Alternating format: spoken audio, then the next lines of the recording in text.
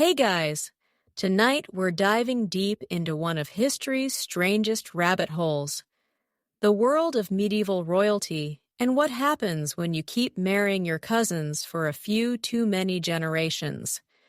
Spoiler alert, it's not good. You probably won't survive this journey genetically speaking, but it is fascinating. So, before you get comfortable, take a moment to like the video and subscribe, but only if you genuinely enjoy what I do here.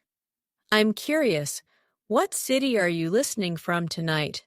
And what time is it where you are? Drop it in the comments. I love seeing how far this sleepy little history community stretches. Now, dim the lights, maybe turn on a fan for that soft background hum, and let's ease into tonight's journey together. Picture this: the crackling of fire in a stone hall, flicker of candlelight catching on silver goblets, and a young noble woman in velvet robes being introduced to her future husband, who is also casually her cousin or her uncle or her nephew. Welcome to the elite world of medieval European aristocracy, where bloodlines mattered more than biology and love had absolutely nothing to do with marriage. The term inbred carries a punch today, but in the medieval context, it was strategy. Dynasties like the Habsburgs, the Capetians, and the Trastamaras didn't just intermarry for fun. They did it to hoard power, land, and legitimacy. If you marry your cousin, you don't lose any castles. If you marry a foreigner, suddenly someone else is raising your heir in a rival kingdom. So the logic was clear, even if the consequences weren't. Yet over generations, that logic led to genetic whirlpools that birthed some of the most fascinating and tragic figures in European history. You're going to meet women tonight who were daughters of double first cousins, nieces married to their uncles, and sisters married off to their first cousin once removed. These aren't just mathematical absurdities. They were real women with complicated lives, deep loyalties, and sometimes shocking symptoms of what happens when your DNA plays the royal version of musical chairs. We'll visit stone palaces in Spain, gloomy castles in Austria, and glittering courts in France and the Low Countries. You'll watch as empires rise and fall around these women, many of whom, let's be honest, never got a say in the matter. Take the Habsburgs, for instance, the undisputed champions of European inbreeding. Their family tree isn't so much a tree as a wreath. They built a global empire on marriages, each one drawing the family net tighter until it practically strangled itself.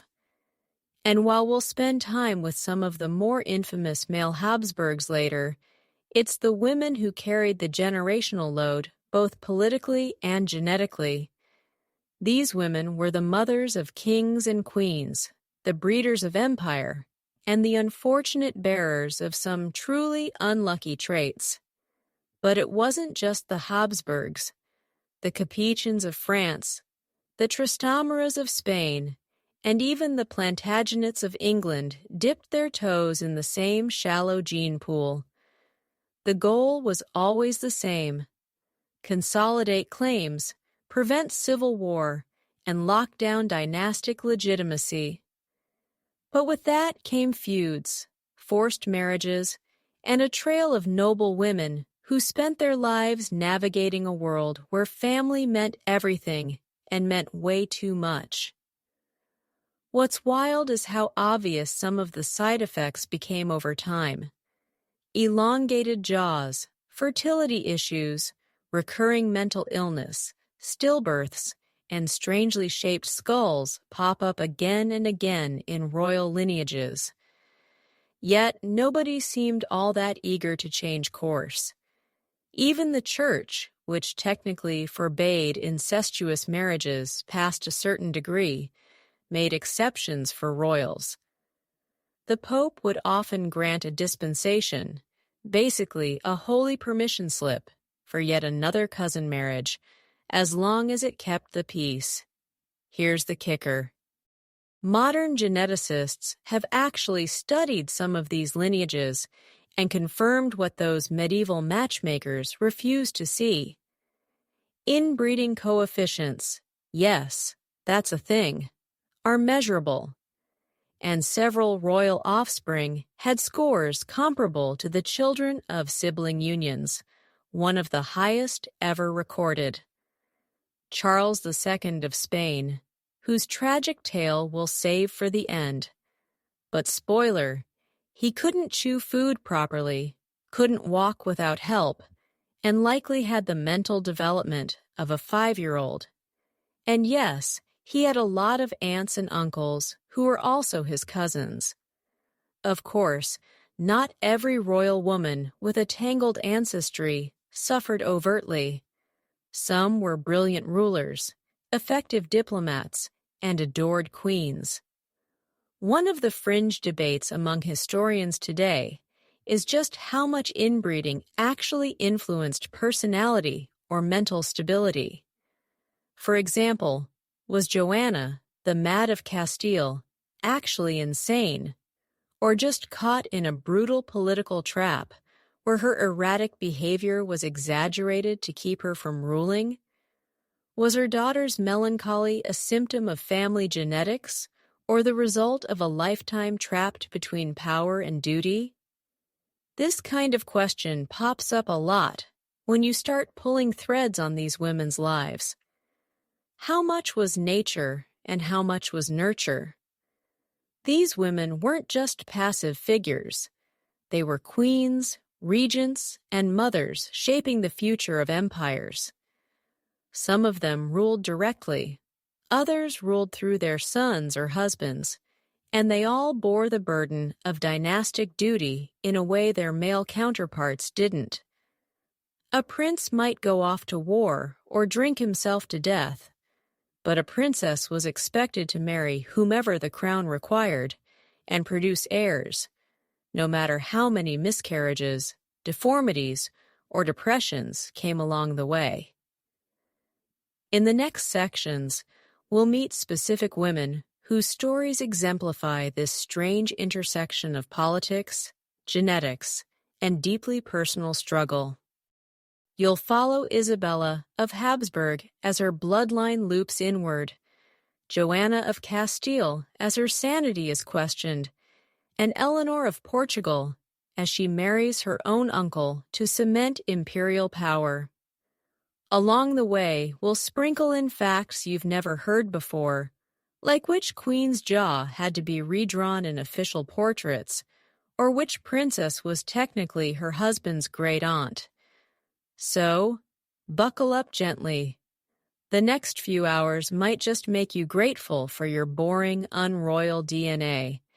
So, let's head straight into the tangled tapestry of inbred nobility with a woman who is practically the poster child for what happens when your entire family tree folds in on itself like an origami disaster.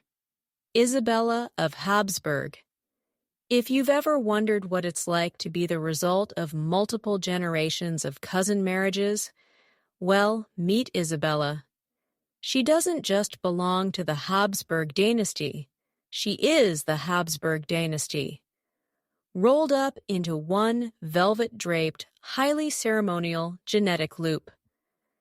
Born in 1501, Isabella was the daughter of Philip the Handsome and Joanna of Castile, aka Joanna the Mad, who we'll meet properly in the next section.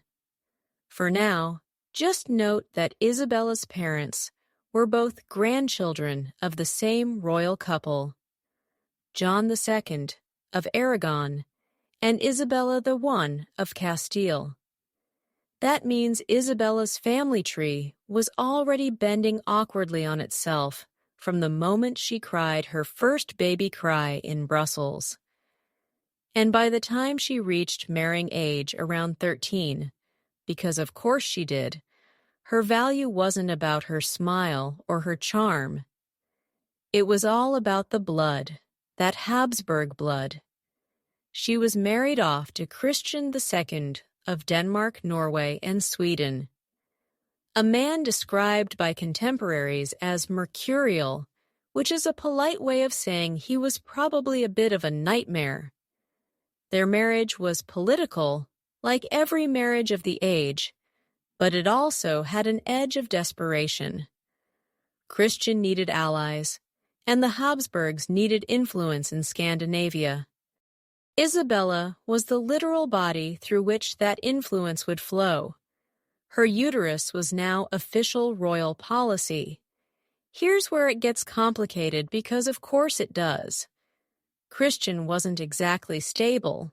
He was charming at times, yes, and he clearly liked Isabella, but he also had a favorite mistress, Die Week Siegbertsdater, whom he refused to abandon even after marrying the Habsburg princess. Die Week was lowborn, not even nobility, and Isabella had to sit there in her Danish castle, pregnant with the future, while her husband paraded his mistress around court like a new horse. That must have stung even for someone raised to accept political marriages as part of the royal gig. But Isabella held her own. She bore Christian 6 children, 3 of whom survived infancy, which in itself was a miracle given the gene pool and the general medieval lack of sanitation. One of her sons, John, would have a short life, but her daughter, Dorothea, would go on to marry another cousin naturally. Isabella's influence at court grew, particularly after De Vecke died suddenly. Maybe from poisoned cherries, maybe not. The truth is murky, and so are the rumors. Some whispered that Isabella or her allies had a hand in it, but there's no hard proof, just a sudden vacancy in the royal mistress role and a queen who stepped up into real power. And yet, the genetic weight of her ancestry didn't disappear. Isabella herself suffered from bouts of illness that some historians now think might have been linked to hemophilia or a similar inherited disorder. She died young, just 24 years old. The official cause, a sudden illness. The medieval catch-all term for anything from tuberculosis to a stroke to well-inherited genetic dysfunctions we can't pin down from the comfort of our modern armchairs. A quirky fact about Isabella's brief life: she was fluent in at least 5 languages thanks to her Habsburg upbringing. These weren't "I can ask where the bathroom is" skills either. She could hold diplomatic conversations in Latin, Castilian, Flemish, French, and German. Her letters reveal a sharp mind, a touch of sarcasm, and a keen understanding of the politics around her. She wasn't just a vessel for babies. She was aware of the chessboard and moved across it as much as her gender allowed. Now here's where scholars still butt heads. Was Isabella a victim of her family's obsession with purity, or simply unlucky in a dangerous age? Some point to her children's weak health and her own early death as clear signs of genetic fragility. Others argue that early mortality was just part of the course in the 16th century, even for royals. And while that's true to an extent, the Habsburgs' increasingly closed breeding circles make the debate harder to ignore. What's not debated is this: Isabella's children carried forward even more concentrated royal blood, making the next generation of Habsburgs even more genetically enclosed. Her grandson, Maximilian II, would marry his first cousin, and their children, well, let's just say their jawlines could cut glass, and not in a good way. One eerie thing about Isabella's life is how quiet it feels in retrospect. She's one of those queens you rarely hear about unless you go looking. No big wars, no grand scandals, no famous paintings, and yet her DNA echoes all through European history. Her blood ran in the veins of emperors, kings, and doomed heirs. If power in this world can be measured by legacy, then Isabella was more powerful than most of the men around her. She just didn't get a crown to show it. You almost want to go back in time and whisper to her through the veil of centuries, "Hey, maybe skip that cousin. Maybe tell your daughter to try someone new, like someone not related." But you know, she couldn't. That was the game, and she played it as well as anyone with her last name could. From the quiet courts of Denmark to the loud echoes of dynastic strategy, Isabella of Habsburg's life is one of the clearest examples of what happens when royalty values family ties just a bit too much. She didn't live long, but what she passed on would shape Europe for the next 2 centuries, and a lot of those results weren't exactly healthy. Now that you've met Isabella of Habsburg, it's time to step even deeper into the foggy Gothic corridors of royal heredity and meet her mother, Joanna of Castile. Or, as she's better known in the history books, Joanna the Mad. You've probably heard the nickname before. Maybe you picture her wandering a castle barefoot, mumbling to herself, or clutching her dead husband's coffin like a morbid romantic. And yeah, some of that actually happened, but the full story of Joanna, it's less madness, more tragedy, with a generous sprinkle of dynastic pressure, and of course, a heavy dose of concentrated family genetics. Joanna was born in 1479 to Ferdinand II of Aragon and Isabella IV of Castile, Spain's power couple, the Catholic monarchs who unified the Spanish kingdoms and sponsored a certain Christopher Columbus. Their marriage was the ultimate political power move, and they wanted their children to follow suit. Joanna was their 3rd child, smart, reserved, and devout, with eyes that reportedly smoldered when she was angry. But there was one catch. Her family tree already had that classic royal kink. Her parents were second cousins.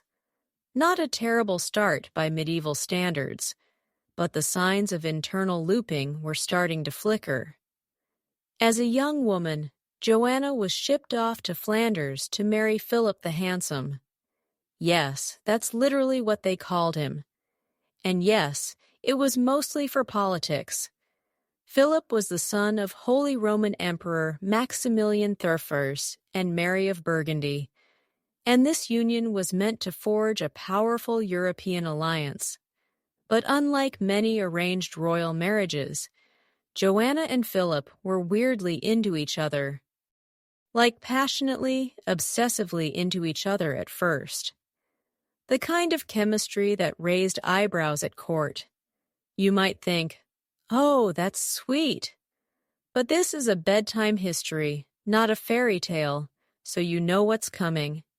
Philip was charming, ambitious, and very aware of his own good looks. Joanna, deeply in love, became intensely jealous, especially once Philip began openly cheating on her. She would reportedly scream, throw things, and demand to know the names of his mistresses. Court rumor had it that she once attacked a lady-in-waiting with scissors over a flirtatious glance. Was she mentally ill, or just a woman pushed to the edge in a world where her power was always second to her husband's pleasure? Things only got worse when her mother, Queen Isabella, died, and Joanna became Queen of Castile. On paper, this should have made her one of the most powerful women in Europe, but Philip wasn't having it. He tried to muscle in as king, claiming Joanna was too unstable to rule. Her father, Ferdinand, did the same thing. Both men wanted control over Castile, and both used Joanna's supposed madness as an excuse to take it from her. What followed was a slow, relentless campaign to paint her as unfit, a narrative that stuck, partly because it was convenient, and partly because Joanna did start to show signs of emotional collapse. After Philip's sudden death in 1506, he reportedly drank cold water after playing a vigorous game of ball, and it shocked his system, which, sounds fake. Joanna's grief became extreme. This is where the famous coffin story comes in. She had his body embalmed, refused to bury it for years, and traveled with the casket across Castile, stopping at monasteries and demanding prayers for his soul.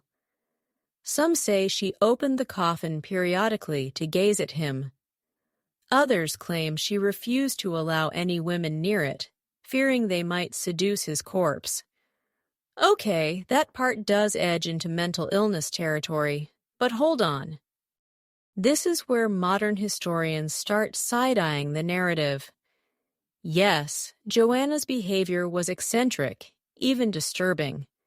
But was it madness or grief? Weaponized by power-hungry men. She had just lost her husband, was being isolated from her children, and had everyone around her gaslighting her into thinking she was unwell. Even her attendants were under orders to keep her under control. When you're locked away in a cold castle with no friends, no allies, and a lifetime of dynastic expectation weighing on you, madness might just be the only way out. Here's the genetic kicker. Joanna's parents were related, sinned, and her husband was her second cousin. Their child, Isabella, from the last section, was part of a lineage that was now officially swirling in on itself. You can track Joanna's bloodline straight down to Charles II of Spain, whose family tree looks like a family tumbleweed. Also, here's a fringe fact you're not going to hear in most textbooks. Some 16th century doctors actually believed that uterine misalignment caused female madness, as in they thought her womb had literally traveled to her head. No joke. One account from a Spanish physician describes Joanna as being afflicted with a wandering womb, which they thought caused her hysteria. The solution: herbal compresses, prayer, and once, wait for it, a suggested exorcism. Modern scholars love to debate whether Joanna really had what we'd now call bipolar disorder or schizophrenia, or whether she was a victim of socio-political abuse. One particularly interesting theory suggests she may have had a form of post-traumatic stress disorder brought on by constant betrayal and the deaths of her children. Because yes, while she was confined in Tordesillas for nearly 50 years, her children died one by one, usually far from her. She was denied the chance to raise them, see them, or even grieve them properly. And yet, through all this, she remained technically Queen of Castile. Her signature still sealed royal decrees. Her presence still mattered, if only as a figurehead. And the dynasty rolled on through her blood and her heartbreak. So, what's the takeaway here? Joanna wasn't just the mad one. She was the product of strategic inbreeding, the pawn of rival male egos, and maybe, just maybe, a woman who saw too much and cracked under the pressure. But her legacy didn't crack. Her children would go on to shape Europe, and her story remains one of the most haunting examples of what happens when you mix too much royal blood with too little compassion.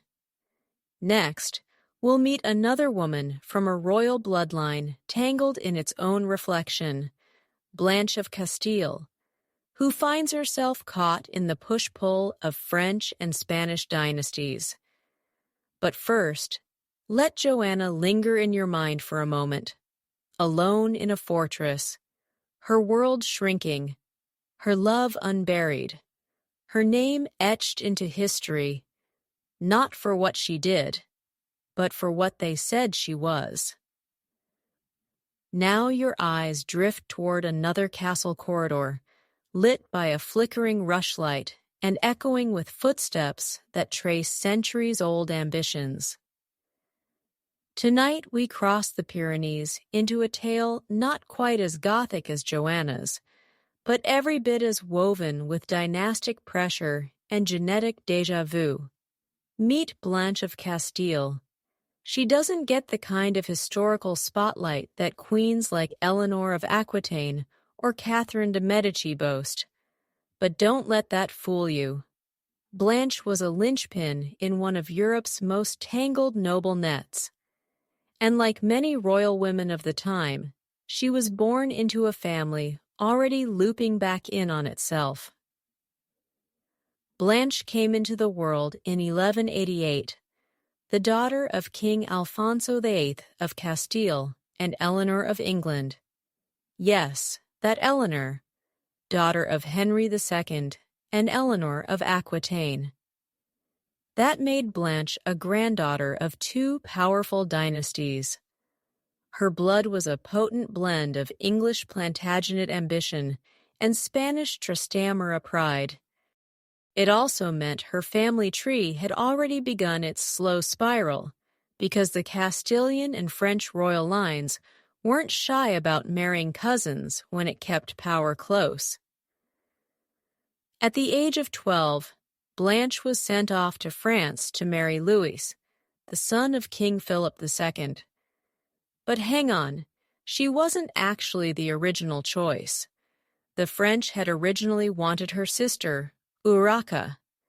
But when a last-minute switch-up happened, one that scholars still squint at with suspicion, Blanche was plucked instead. Why the change? Some say Urraca was too Spanish, or that Blanche simply had a better temperament. Others hint at something less flattering. Urraca may have shown signs of inherited instability, and the French crown didn't want to risk it. Whether that's true or just a smear campaign cloaked in diplomacy, we'll never know for sure. Blanche married Louis VIII of France in 1200 and quickly proved herself far more than a ceremonial wife. When Louis became king, she stepped up not just in courtly presence, but as a political force. And when he died in 1226, leaving their son Louis IX, later St. Louis, as a boy king of 12, Blanche didn't blink. She declared herself regent and ran France like a queen who'd been waiting her whole life for the chance. And she had. While other women were sewing tapestries and birthing heirs, Blanche was drafting treaties, intimidating barons, and keeping the fragile Capetian hold on France intact. But here's the part we're here for. Blanche's bloodline. She and Louis VIII were third cousins, close enough that the church had to grant a dispensation for the marriage. It wasn't exactly scandalous by the standards of the day, but it was part of a growing pattern of dynasties interweaving themselves so tightly that marriage options became less about finding a match and more about finding someone you weren't related to. And with Blanche, that issue just kept compounding. She had 13 children, though only a few survived to adulthood. Louis IX, of course, became a king and later a saint, but scholars have often pointed out that several of his siblings had health problems or died young. Common, yes, but statistically higher than normal, even for the time. One theory suggests Blanche and Louis's shared Plantagenet ancestry may have carried some form of inherited immune weakness, though this remains speculative. Another quirky rumor that Blanche was so obsessed with keeping her son pure that she discouraged him from sleeping with his wife. Some even whispered that she had an unnatural attachment to him, though that's probably more medieval gossip than reliable record. Still, it speaks to the way Blanche was viewed. Intense, commanding, and always just a bit unsettling. You don't get to rule as a woman in the 13th century without people throwing a little suspicion your way, especially if you're doing it successfully. And Blanche was successful. She not only held France together during her son's minority, but she later returned to regency when he left for crusade. For years, she governed with a stern hand and a sharp eye, navigating rebellions, famine, and papal politics with barely a stumble. But the toll on her family, and possibly her children's health, remained an undercurrent. One scholarly debate that's still alive today was Blanche herself subtly affected by the genetic tightrope her family walked. While there's no record of physical deformity or obvious illness, some letters suggest she suffered from extreme migraines and recurring melancholia. That lovely medieval catch-all that could mean depression, hormonal imbalance, or something passed along the family line like a well-polished heirloom. There's also a fascinating detail from her death in 1252. Reportedly, she collapsed on the way to a convent and lingered in pain for days, murmuring prayers and hallucinating visions of saints. Some modern readers interpret this as spiritual ecstasy. Others, less romantically, wonder if it was a stroke or hereditary neurological condition. Again, no definitive answers. Just a woman's final days shrouded in mystery, much like her life. Here's a lesser-known fact. Blanche was one of the first French queens to actively sponsor universities. She supported the development of theology studies at the University of Paris and personally funded monastic libraries. So yeah, while she was wrangling rebellious nobles and managing her emotionally complicated son, she was also quietly helping launch the European intellectual renaissance. No big deal. You can almost imagine her today ghosting through a candlelit library in Rouen, muttering Latin aphorisms and glaring disapprovingly at anyone making noise. Not mad, not tragic, just tired, and probably still running things from beyond the grave. So, while Blanche of Castile isn't the most inbred woman on our list, she represents an early example of how medieval power marriages began to fold back in on themselves, and how royal women burdened with bloodlines and expectations carved out their legacies anyway, sometimes with iron fists hidden beneath silken sleeves. Next, we'll travel to Portugal, where Eleanor of Portugal finds herself pulled into a family dynamic so twisted that her groom shares not just her family name, but her uncle's face. Hope you're ready for that one. And now, let's take a soft step into the warm Iberian air of the 15th century, where stone palaces glint beneath the Portuguese sun, and royal carriages creak beneath the weight of more than just gold and silk. They carry dynastic expectations, ancient rivalries, and the kind of family ties that require both a wedding and a DNA test. Tonight's central figure, Eleanor of Portugal. If you're already cringing at the thought of an uncle becoming a husband, congratulations. You're awake and paying attention because, yes, that actually happened and it wasn't even considered all that weird at the time. Eleanor was born in 1434 into the House of Avis, a branch of the Portuguese royal family known for its tangled roots and political ambitions. She was one of several children born to King Edward of Portugal and Eleanor of Aragon, which already made her a prize in the international marriage market. Her siblings included future kings and queens, but Eleanor's path would take her north into the chilly reaches of the Holy Roman Empire, where her marriage was supposed to cement a powerful alliance. What no one talked about at the wedding feast was how closely she and her groom were already related. Her husband, Emperor Frederick I, was not only her cousin, but he was technically her uncle through marriage lines so convoluted they practically form a Celtic knot.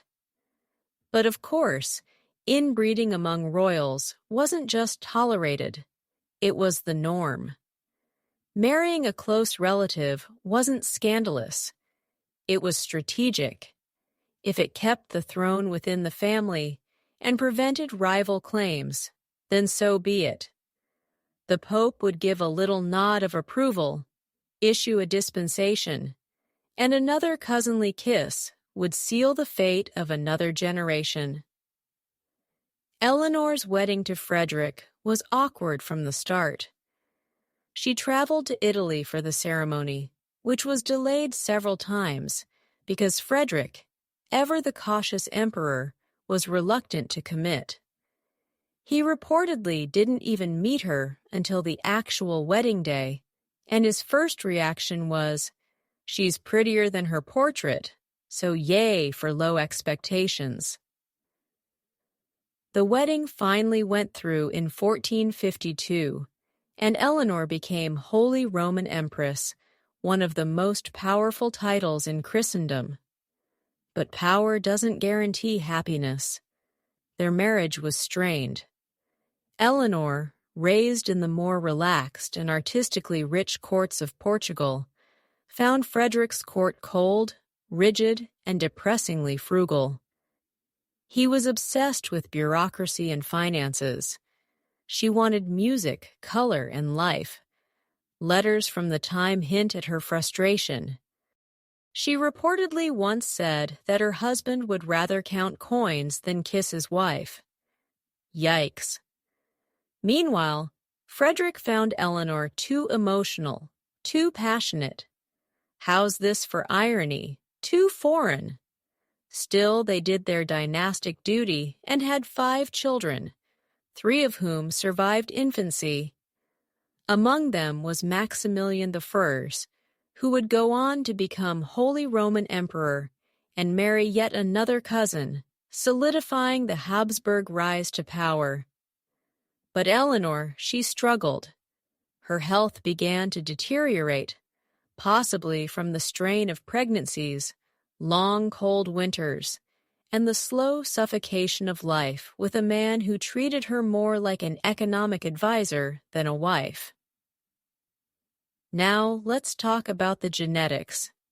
Eleanor and Frederick's shared bloodline was already layered with intermarriage.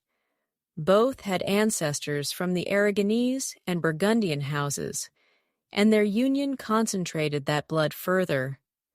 The result: their son Maximilian inherited the family jaw, the early hints of the legendary Habsburg jaw that would come to symbolize centuries of royal inbreeding.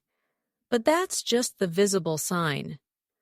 What historians whisper about more quietly is the mental health issues, miscarriages, and the faint echo of autoimmune disorders that crop up again and again in the family line. A quirky side note: Eleanor is one of the few medieval empresses whose voice survives in her own hand. Some of her letters to her brother, King Afonso V of Portugal, still exist. In them, she vents about court life, the isolation she feels, and how much she misses home. There's something hauntingly modern about her complaints. She talks about not having anyone to confide in, about feeling like an outsider even in her own family, and about the cold halls of the imperial court that seemed to suck the life out of her. If there's a ghost pacing through those stone corridors at Graz or Vienna Neustadt, it's probably Eleanor, still homesick and misunderstood. Here's where scholarly debate still flickers. Was Eleanor simply a mismatched wife trapped in a political alliance? Or was she experiencing the early toll of genetic accumulation? Her declining health has been attributed to everything from tuberculosis to depression. But some researchers suggest she may have inherited a form of porphyria, a blood disorder linked to noble lineages, and sometimes mistaken for madness or hysteria. There's no conclusive evidence, just hints in her letters and descriptions from court chroniclers about her pallor, sensitivity to light, and frequent fits of melancholy. She died young, just 32 years old. Officially, it was illness, but most agree it was a long and painful slide into frailty, worsened by the years of emotional neglect, and probably some good old-fashioned medieval medical malpractice. Frederick didn't even attend her funeral. He stayed behind, reportedly busy with court documents. That tells you everything, doesn't it? And yet, Eleanor's legacy looms large. Her son Maximilian would go on to shape European history, expanding the Habsburg Empire and marrying his own relatives with relentless efficiency. Eleanor's blood would flow through the veins of emperors and queens, carrying with it both the strength of her Iberian heritage and the weaknesses of a gene pool that had been stirred far too little. What stands out most about Eleanor is the quiet sadness that threads through her life. She wasn't mad like Joanna. She wasn't iron-willed like Blanche. She was soft-edged, romantic, and ultimately too human for the cold machinery of imperial politics. But she played her part. She gave birth to the next dynasty, and that for a royal woman of her time was the highest and most unforgiving form of success. Next, we'll meet Margaret of Austria, Eleanor's granddaughter, and one of the sharpest political minds of her day. Raised in a family so genetically compact that holiday dinners probably required a family tree cheat sheet just to figure out who to kiss on the cheek. Now, imagine this. You're a young girl born into a labyrinth of castles, cousins, and kings. And before you've even lost your baby teeth, you're already being discussed like a valuable chess piece. That was Margaret of Austria.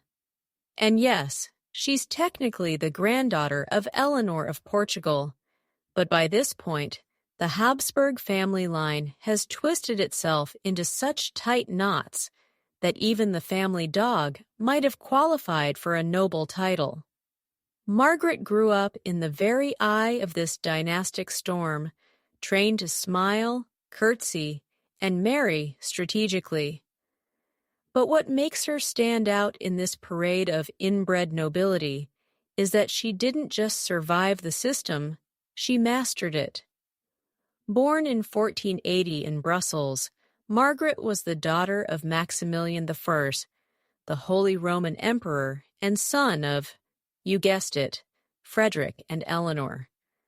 Her mother, Mary of Burgundy, died young after falling off a horse, which left Margaret motherless by age 2. Right out of the cradle, she was seen not as a grieving child, but as a dynastic prize. Her father immediately betrothed her to the French Dauphin Charles, who was barely older than her and would later become King Charles VIII. At the ripe old age of 3, Margaret was shipped off to the French court to be raised as the future Queen of France. As far as political gambits go, It was classic Habsburg. Start young, lock in alliances early, and hope nobody dies in the meantime. But things didn't go according to plan. When Charles reached marrying age, he ditched Margaret and instead married Anne of Brittany, a major territorial win, but a total slap in the face to the girl who had grown up in his palace. Margaret, still a teenager, was unceremoniously returned to her father, heartbroken and politically bruised. If she cried on the way home, no one wrote it down. But from this point on, she started building a different kind of power. She was married off again, this time to John of Castile, heir to the Spanish throne. Yes, that same Spanish royal line that came from her own tangled ancestry. Once again, the genes looped together like tangled Christmas lights. Margaret and John were cousins several times over, connected through both the Habsburg and Trastamara lines. Their marriage was brief. John died within a year, probably from tuberculosis, though rumors of poison floated around because, well, medieval courts loved a little conspiracy with their mourning. Margaret, now widowed before age 20, might have been expected to fade into the background and quietly become a nun or a melancholy dowager. But nope, not Margaret. She returned to the Habsburg court and slowly, steadily carved out a political identity so sharp it could slice through stained glass. She never remarried, instead dedicating herself to politics and governance, eventually becoming governor of the Netherlands twice. That's right, a royal woman governing a powerful economic hub while maintaining diplomatic relations with France, Spain, and England. And she did it all while wearing gowns so stiff with embroidery they could stand on their own. Now, let's not forget the inbreeding elephant in the room. Margaret's entire family was deep into cousin territory. Her father, Maximilian I, had married his cousin. Her brother, Philip the Handsome, would marry Joanna of Castile, who was also their cousin. Margaret herself had married her cousin. The Habsburg family tree by this point resembled a Mobius strip, and you can start to see the effects. Her brother Philip died young of fever, and his son Charles V would inherit so much consolidated genetic baggage that his chin could be spotted from orbit. But Margaret, she didn't seem to suffer physically from the family's favored marital policies. She was sharp, healthy for most of her life, and politically astute. Some historians point to her as a rare example of a Habsburg woman who defied the decline. Still, her life wasn't untouched by the consequences. As guardian of her niece and nephew, Charles V and his siblings, she was intimately aware of the psychological and physical toll the family bloodlines were starting to take. One of her nieces, Eleanor of Austria, would go on to marry yet another cousin. Another, Catherine, would marry King John III of Portugal, her double first cousin. Margaret arranged many of these marriages herself, fully aware of the genetics involved, but also boxed in by political necessity. A quirky fact, Margaret had a pet monkey named Barb, and was famously fond of her collection of books, tapestries, and art. She was also an avid letter writer. Her correspondence with her cousin, the famed humanist Erasmus, reveals a woman of intelligence, wit, and occasional dry sarcasm. In one letter, she describes a courtier as having the charm of a leaky wine barrel, which frankly should be embroidered on a pillow. Scholars still debate just how powerful Margaret really was. Some say she was merely a figurehead, executing the plans of her male relatives. Others argue she was the puppet master, subtly influencing the direction of Habsburg Europe from behind the velvet curtain. There's evidence for both. What's certain is that kings wrote to her for advice, ambassadors reported to her, and her policies kept the Netherlands relatively stable during years of upheaval. Not bad for someone who'd been used like a pawn in 2 failed marriages before her 20th birthday. Margaret died in 1530 at age 50 from complications after stepping on a nail, proving that not even imperial savvy can save you from tetanus. But her death was deeply mourned. Even Erasmus wrote in grief, saying that Europe had lost one of its finest minds. Not one of its finest women, mind you, its finest minds. High praise from a Renaissance intellectual. In the end, Margaret of Austria stands as a sharp contrast to so many of the tragic wilting flowers that populate royal family trees. She may have been born from the same inbred tangle, but she bloomed on her own terms. She arranged the very marriages that would further twist her family's genetic fabric. Yes, but not out of cruelty or blindness. She was playing the only game allowed to her, and she played it better than most. Next, we'll head into England to meet one of Margaret's future sisters-in-law by marriage, Catherine of Aragon, another princess of Castile, another victim of the cousin stacking, and the woman who would eventually face off with Henry VIII in a marital battle for the ages. You hear the clink of golden goblets, the rustle of silk skirts, the echo of Latin prayers drifting through a stone chapel lit by thin beams of morning light. You're in England now, early 16th century, just before everything goes off the rails. And at the center of this poised, polished moment is a young woman with a serene smile and a bloodline more knotted than a sailor's test. Catherine of Aragon. You probably know her as Henry VIII's first wife, the one he dumped for Anne Boleyn, sparking a religious firestorm and beheading spree.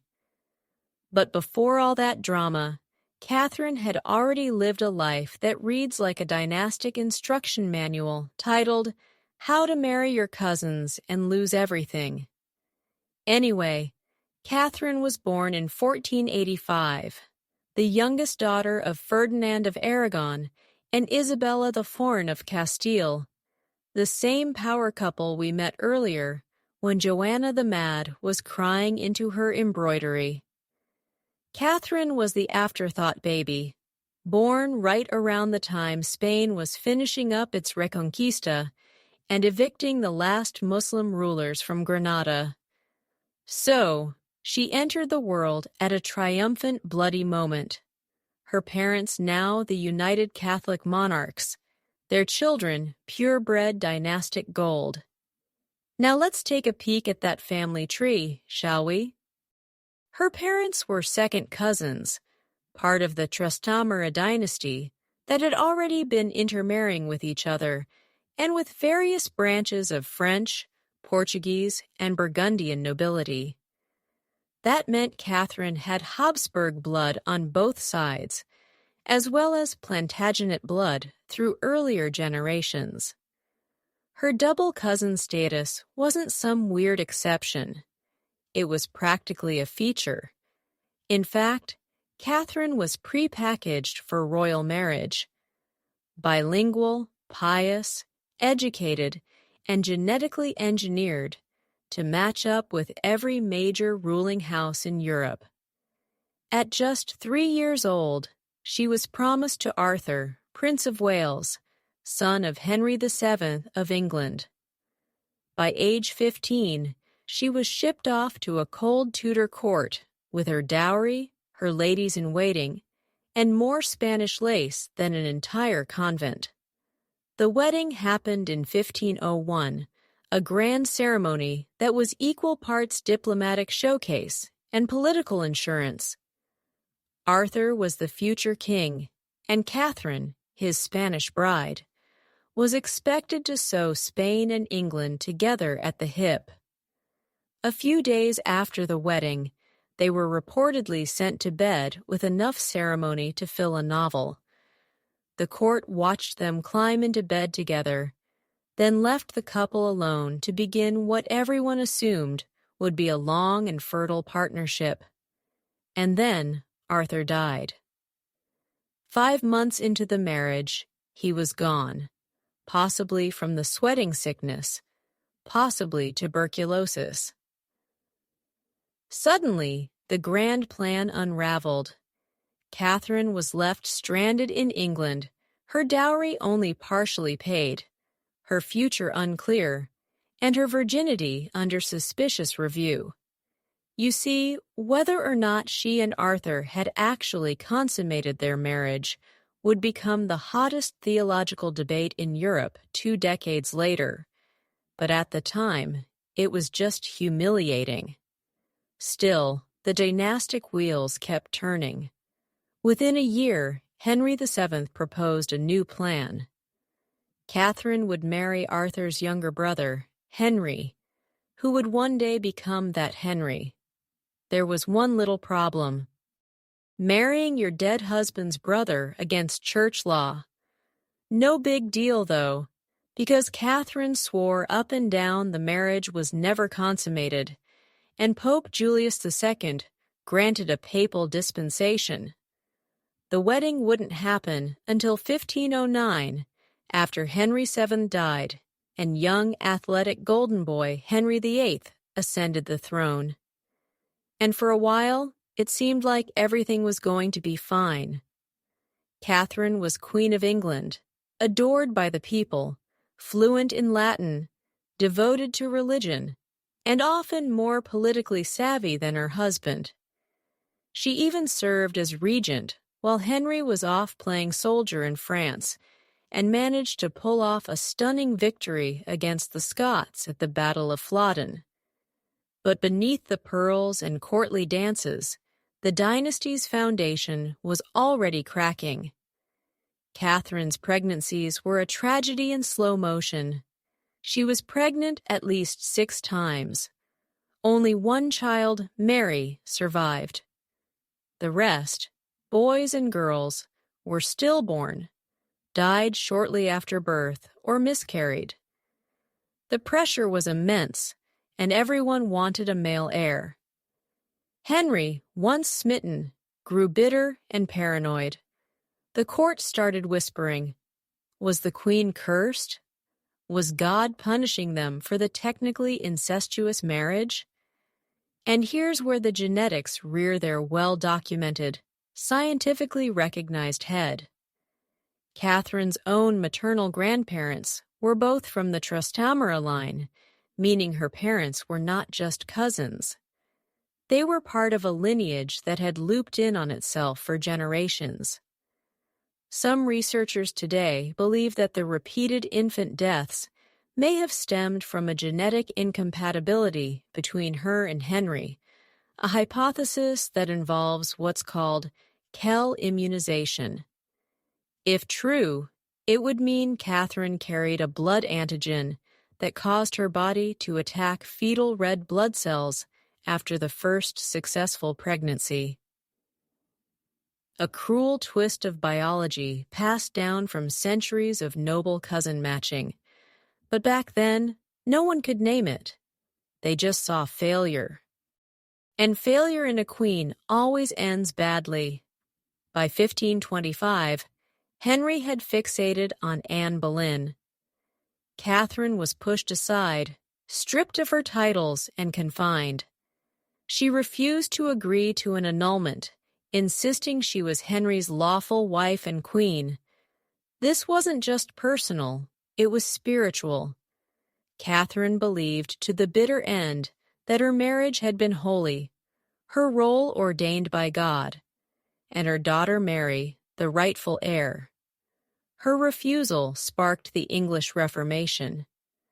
Henry broke from the Catholic Church, dissolved the monasteries, and launched a religious war that would split England for generations, all because one queen wouldn't lie about a marriage she'd been forced into at 15. A quirky fact about Catherine: she was a total bookworm. Fluent in Latin and Spanish, she often translated religious texts and was a known patron of humanist scholars. Erasmus of Rotterdam. Yes, that Erasmus once praised her intellect. And when she was confined at Kimbleton Castle in her final years, she reportedly spent her days in prayer, embroidery, and letter writing. Her last letter to Henry addressed him not as a tyrant or betrayer, but as my most dear lord and husband, which, yeah, that's either devotion on a saintly level or the final note in a lifetime of royal gaslighting. Scholars still argue whether Catherine's miscarriages were purely bad luck or symptoms of deeper genetic issues. But what's undeniable is how her life, like so many royal women, was shaped and ultimately shattered by a family tree too bent to stand straight.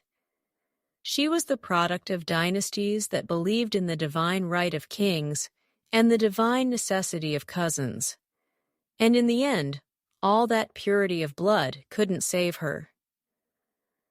Next, we'll meet Isabella of Portugal, Catherine's niece and the empress who married her own double first cousin, producing a son whose chin and destiny would both go down in history. You find yourself now in a golden sunlit hall in Toledo, somewhere between the glow of power and summon and the long shadow of legacy. Tapestries rustle in a breeze that smells faintly of incense and dried roses. At the head of this hall stands a woman draped in regal silence, Isabella of Portugal. If Catherine of Aragon had the stubborn defiance of a queen wronged, Isabella has the heavy poise of one born knowing exactly what's expected and exactly how it's going to hurt. Because Isabella didn't just marry a cousin, she married her double first cousin. That's a genetic term, yes, and a very real nightmare, especially when you're carrying the weight of two dynasties on your spine, and producing an heir becomes the one job you're not allowed to mess up. Let's pull apart that relationship for a moment. Isabella's father was King Manuel IV of Portugal. Her mother was Maria of Aragon, the sister of Catherine of Aragon. So Isabella was a product of both the Avis line of Portugal and the Trastamara line of Spain, two royal houses already deeply entangled through years of intermarriage. When she married Charles V, Holy Roman Emperor and King of Spain, the bloodline loop sealed tight. Charles wasn't just her cousin once over. He was her cousin twice from both sides of the family. You could practically hear their chromosomes groan when they exchanged vows. But in true imperial fashion, the marriage was pitched as a triumph. Charles V was the most powerful monarch in Europe at the time, ruling over not just Spain, but huge swaths of Italy, Germany, the Low Countries, and the Americas. And Isabella, she was the purest blood match available. Their wedding in 1526 was grand, even by Habsburg standards. Dancing, music, elaborate feasting, and political congratulations disguised as poetry. Historians have noted that Charles genuinely loved Isabella. In fact, he was unusually faithful by royal standards. He even missed her when he went off on his frequent imperial errands, which, let's be honest, is more than most kings of the period could say. Still, love doesn't undo DNA. Isabella and Charles had 7 children, but only 3 survived to adulthood. Among those was Philip II of Spain. Yes, the gloomy Catholic king who later married Mary Tudor and went on to make England very nervous. Philip would inherit not just his father's empire, but his mother's deeply saturated royal blood. And as with so many dynastic lineages, it showed. But more on that soon.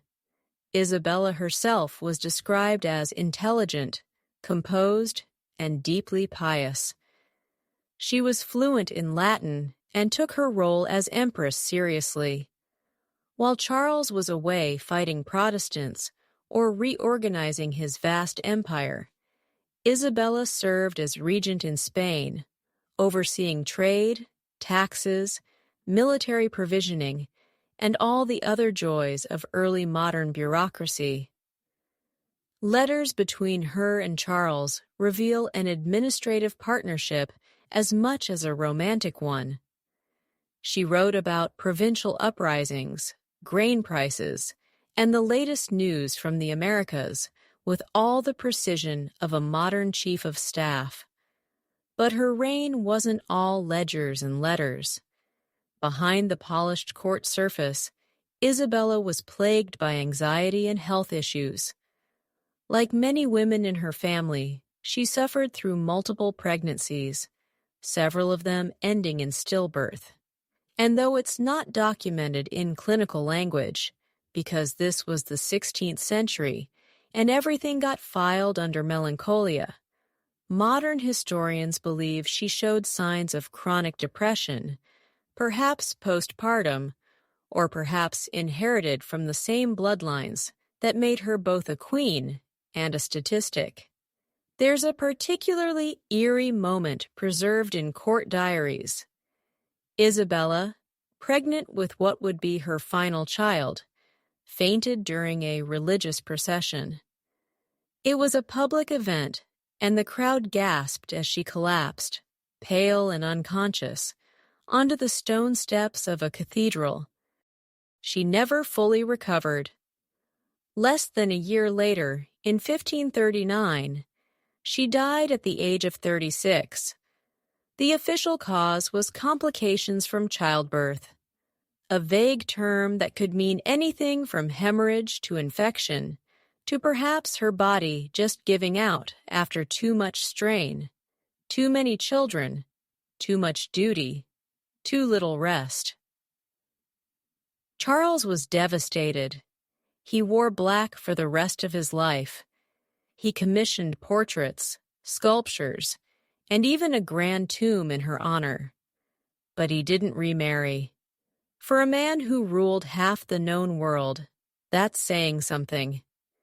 He later retired to a monastery and took up clockmaking, which feels very on brand for a man who'd spent his life trying to keep a ticking empire from falling apart. Here's the historical wild card. Isabella's bloodline, intensely inbred, meticulously preserved, produced Philip II, who then went on to marry his own niece and later his own cousin. The loop didn't just continue, it tightened. One scholar referred to Isabella and Charles's marriage as the turning point from strategy to surrender. From that moment on, the Habsburgs were no longer just intermarrying to strengthen alliances. They were doing it because there were hardly any outsiders left who matched their standards of royal purity. Now, here's the quirky twist. Despite the increasingly fragile bodies coming out of this genetic funnel, the Habsburgs kept winning. Empires expanded. Gold flowed from the Americas. Enemies were crushed. There's a strange tension in Isabella's story between this visible triumph and invisible decline, between a court gilded with silver thread and a body breaking down from too much repetition in the gene code. Was Isabella aware of the danger? Probably not in the way we'd think about it today. Her letters mention illness, stillbirths, headaches, but never genetics. That wasn't a concept yet.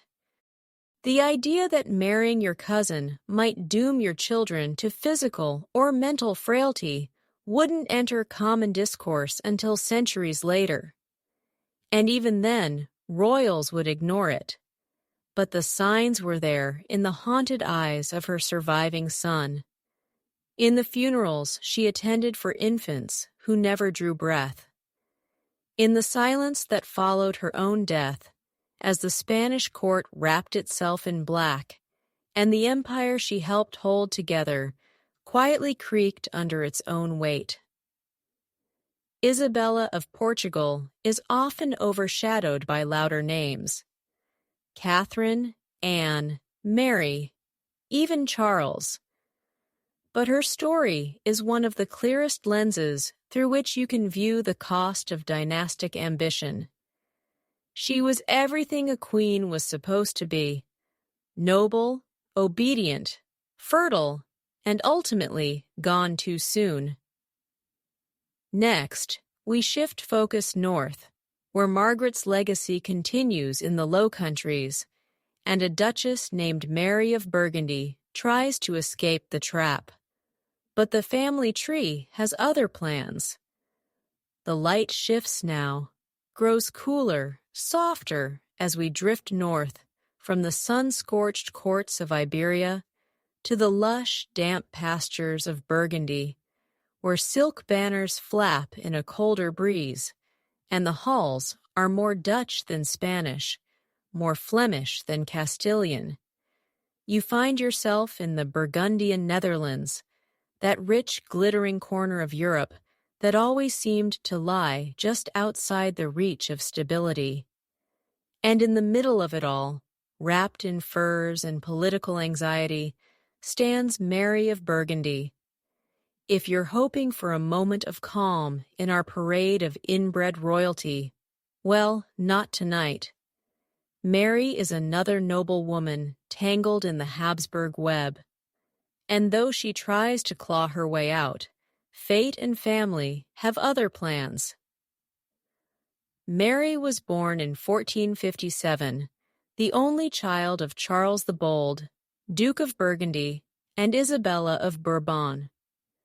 Now her mother was the daughter of a Bourbon prince and a Valois princess, meaning Mary's family tree had already been bending in on itself like a drunk trying to tie a necktie.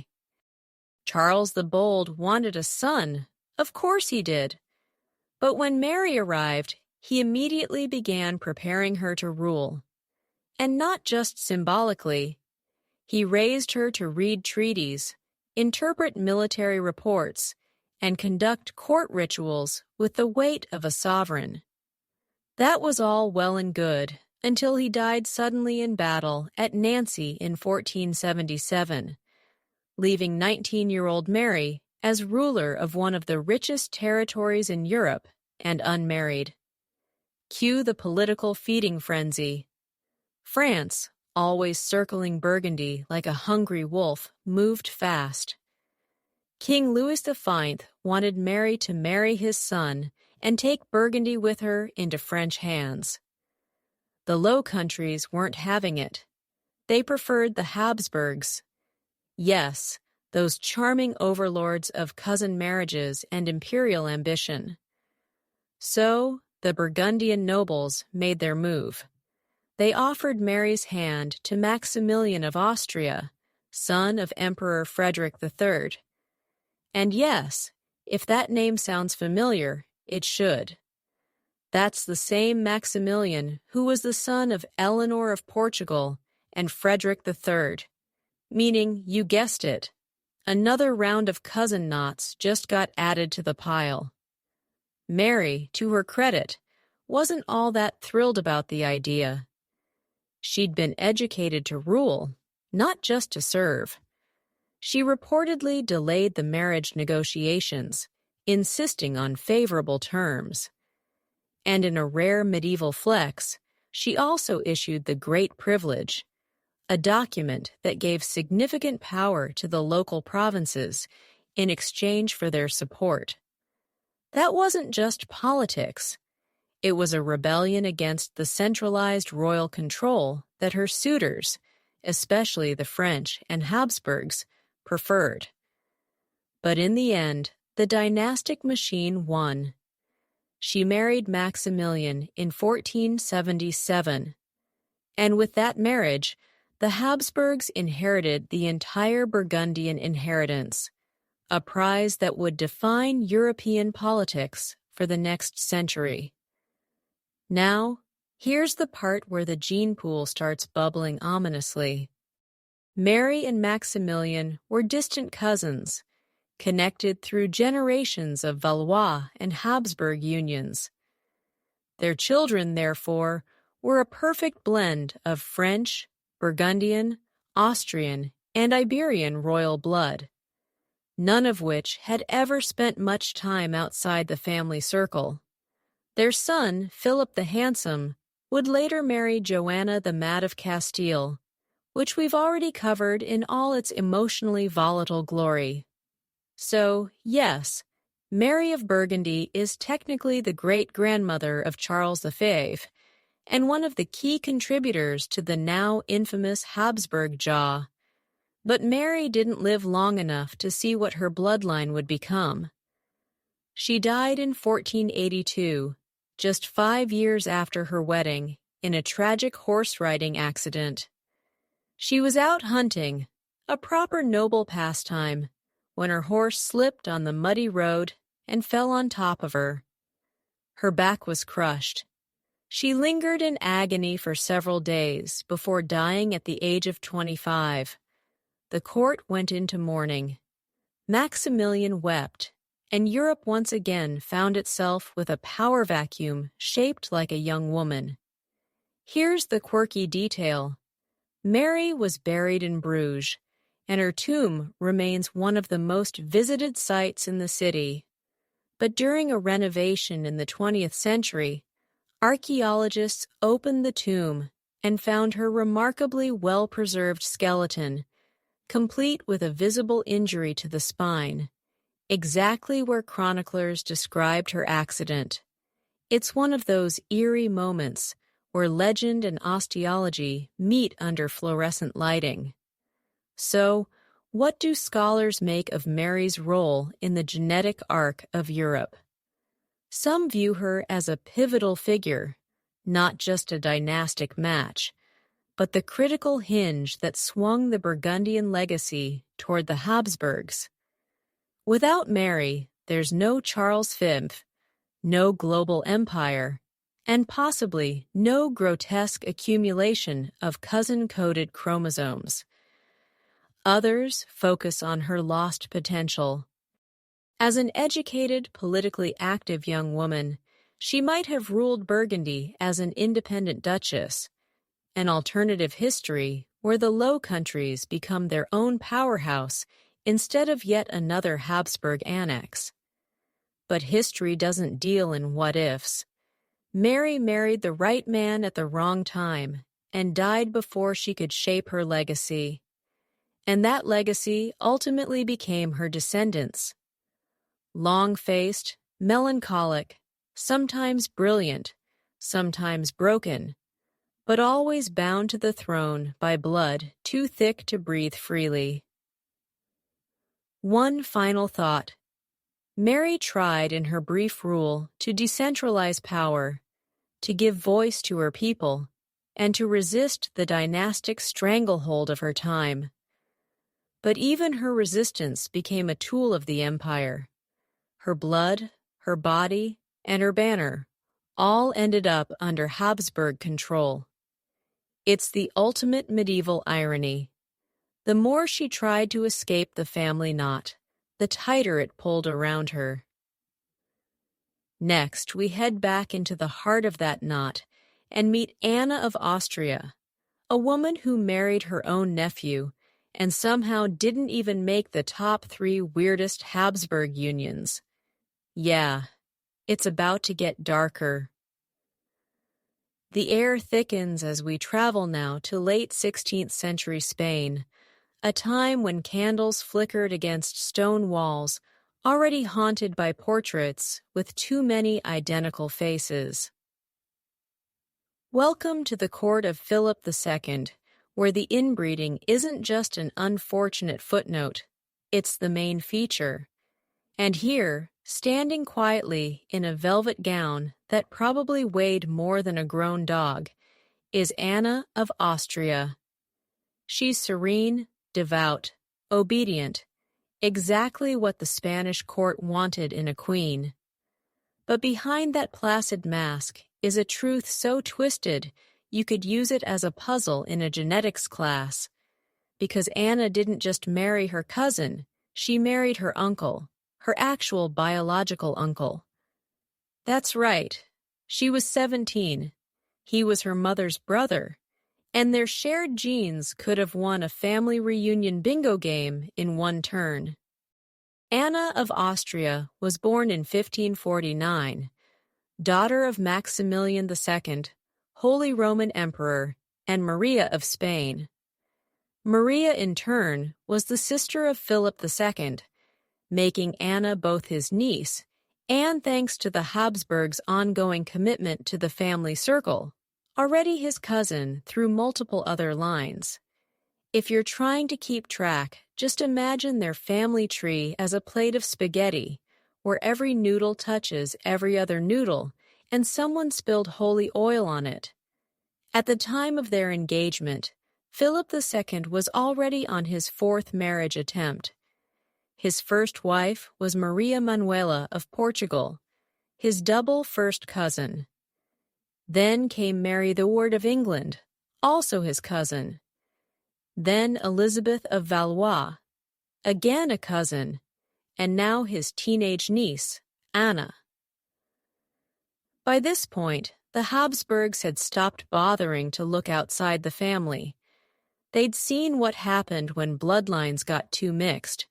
Claims weakened, borders blurred, alliances frayed. Better to just keep it in the family, even if that family was starting to look like a set of nesting dolls with the same face. Their marriage took place in 1570. Philip was 43. Anna was 17. The age gap was considered completely normal. What wasn't normal, even by 16th century standards, was how closely related they were. The Pope had to grant a special papal dispensation, one that raised more than a few eyebrows in Rome. But the political necessity overrode religious awkwardness. Philip needed a fertile wife to produce a male heir. His previous attempts hadn't gone well, and Anna came with the best breeding credentials possible. Pure Habsburg blood, extreme piety, and a womb unburdened by other dynastic alliances. So, how did this deeply incestuous union work out? Surprisingly, not terribly, at least in the short term. Anna was reportedly kind, patient, and genuinely liked her husband. He in turn seems to have adored her in his own somber, tightly wound way. Unlike his previous marriages, this one was relatively peaceful. No public arguments, no scandal. She played her role as queen perfectly, reserved in public, devoutly Catholic, endlessly maternal. She gave birth to 5 children in rapid succession, 4 of whom survived infancy, another Habsburg miracle. One of those children was Philip III of Spain, who would eventually succeed his father. But while Anna herself seemed to weather the biological risks of close inbreeding better than some of her predecessors, the genetic toll was quietly accruing in her children. Philip III, her most famous son, grew up listless, indecisive, and deeply reliant on court favorites to govern. While not physically deformed like his own son would later be, many scholars note the intellectual and emotional decline that began with this generation. He was smart enough to stay out of wars, but too passive to lead an empire. His reliance on court favorites like the Duke of Lerma, led to widespread corruption and the slow decline of Spanish global influence. It was the beginning of a quiet unraveling, and Anna's genes were part of the recipe. Here's a fringe medical fact. Some researchers believe that the accumulation of recessive genes from repeated uncle-niece marriages in the Habsburg line contributed to something called mandibular prognathism, aka the infamous Habsburg jaw.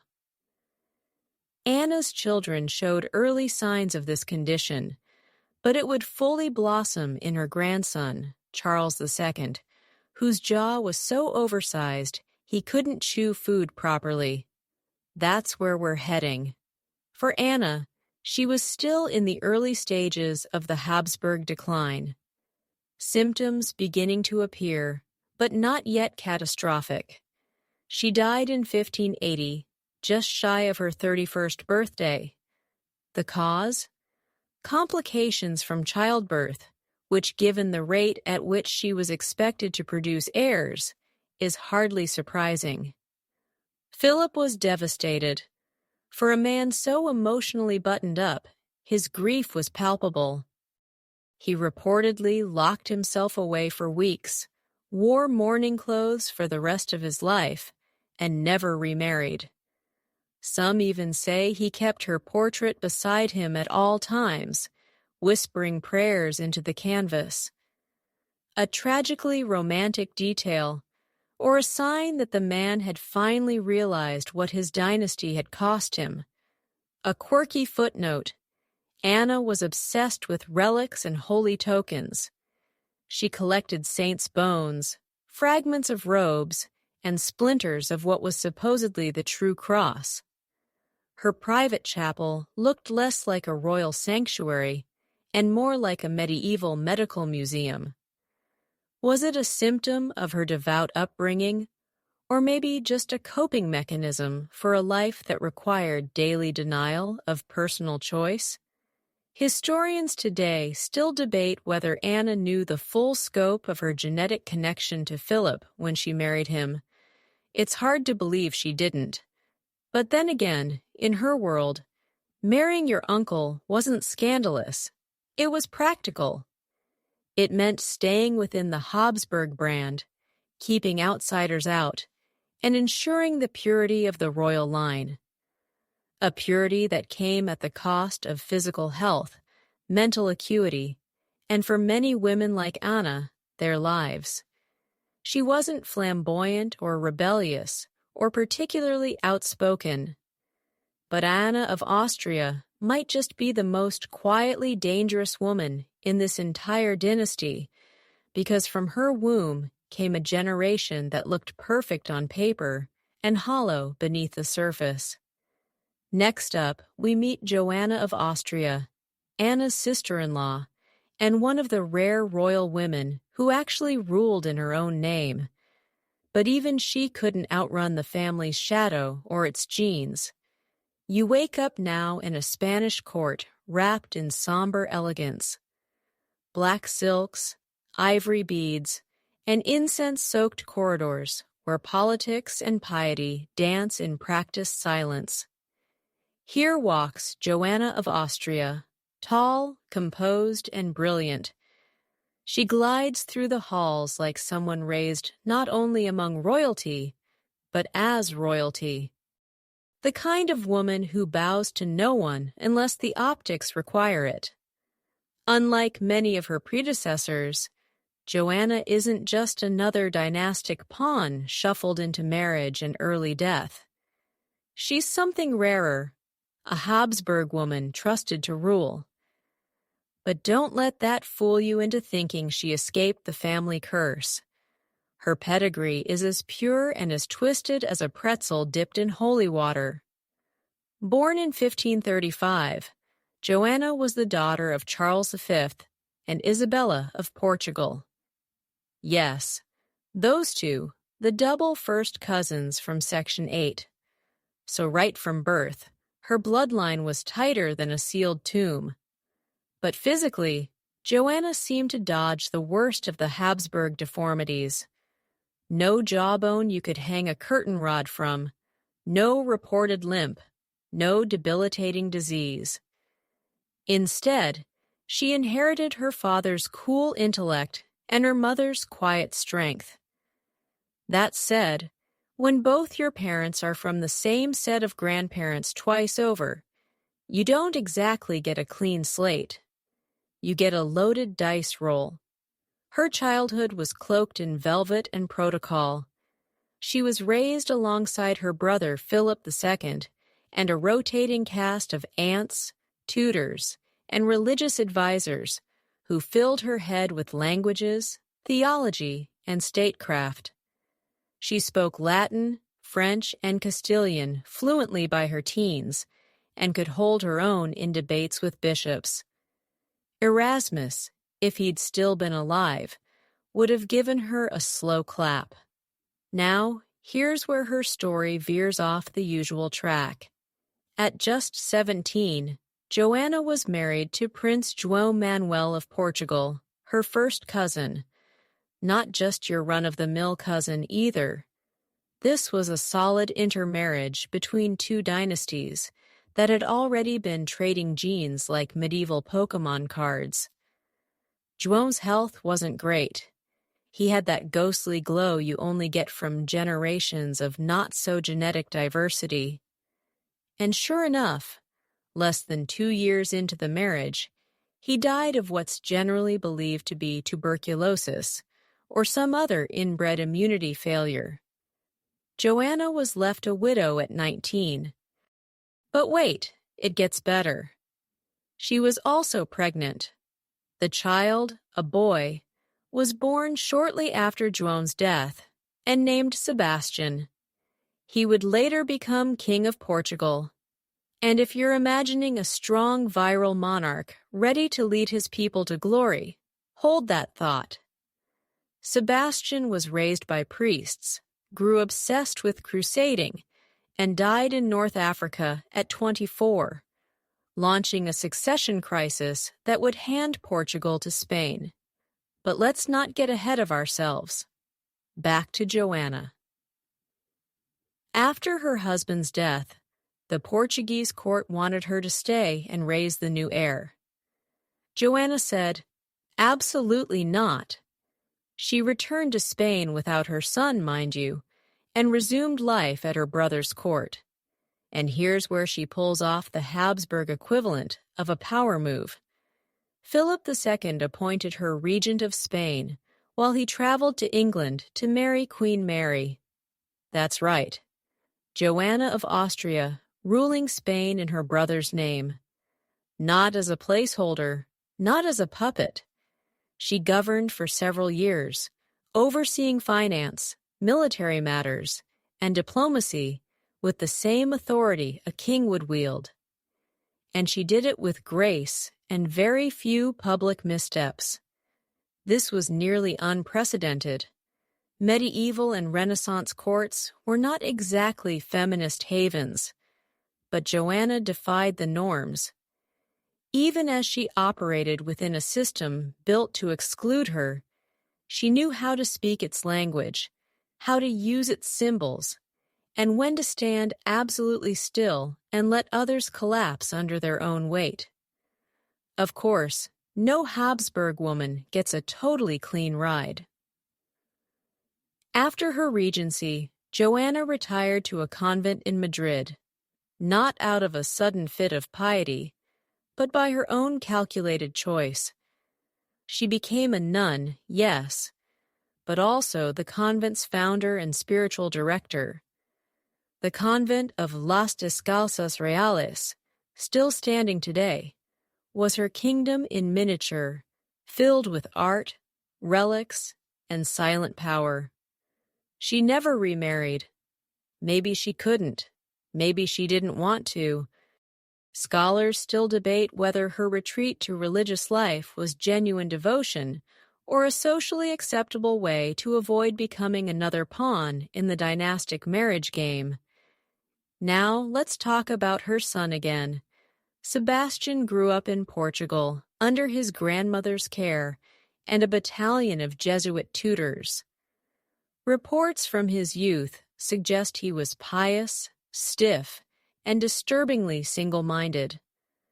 No marriage, no heirs, just endless sermons about war and purity. When he finally launched his disastrous campaign into Morocco, many suspected he was trying to live out the holy war fantasies fed to him in childhood. He died in battle. His body never recovered. Portugal spiraled into political chaos, and the Spanish crown under Joanna's brother, Philip II's end, claimed it. Joanna never saw her son again after she left Portugal. She never returned for him. Whether that haunts her, we'll never know. Here's your quirky historical footnote. Joanna had a reputation for never raising her voice. In a court filled with loud men shouting about lineage and honor, Joanna whispered and got her way. There's an anecdote, possibly apocryphal, that during a tense council meeting, she silenced a room of bickering ministers with a single raised eyebrow. That's the kind of queen energy we can all aspire to. So, what's the scholarly debate around Joanna? Some argue she was the last clean Habsburg, a woman who somehow avoided the worst physical and mental effects of inbreeding. Others think her health was the exception that proved the rule, a statistical blip in an otherwise steady decline. A few point to her decision to separate from her child and say she was cold, detached.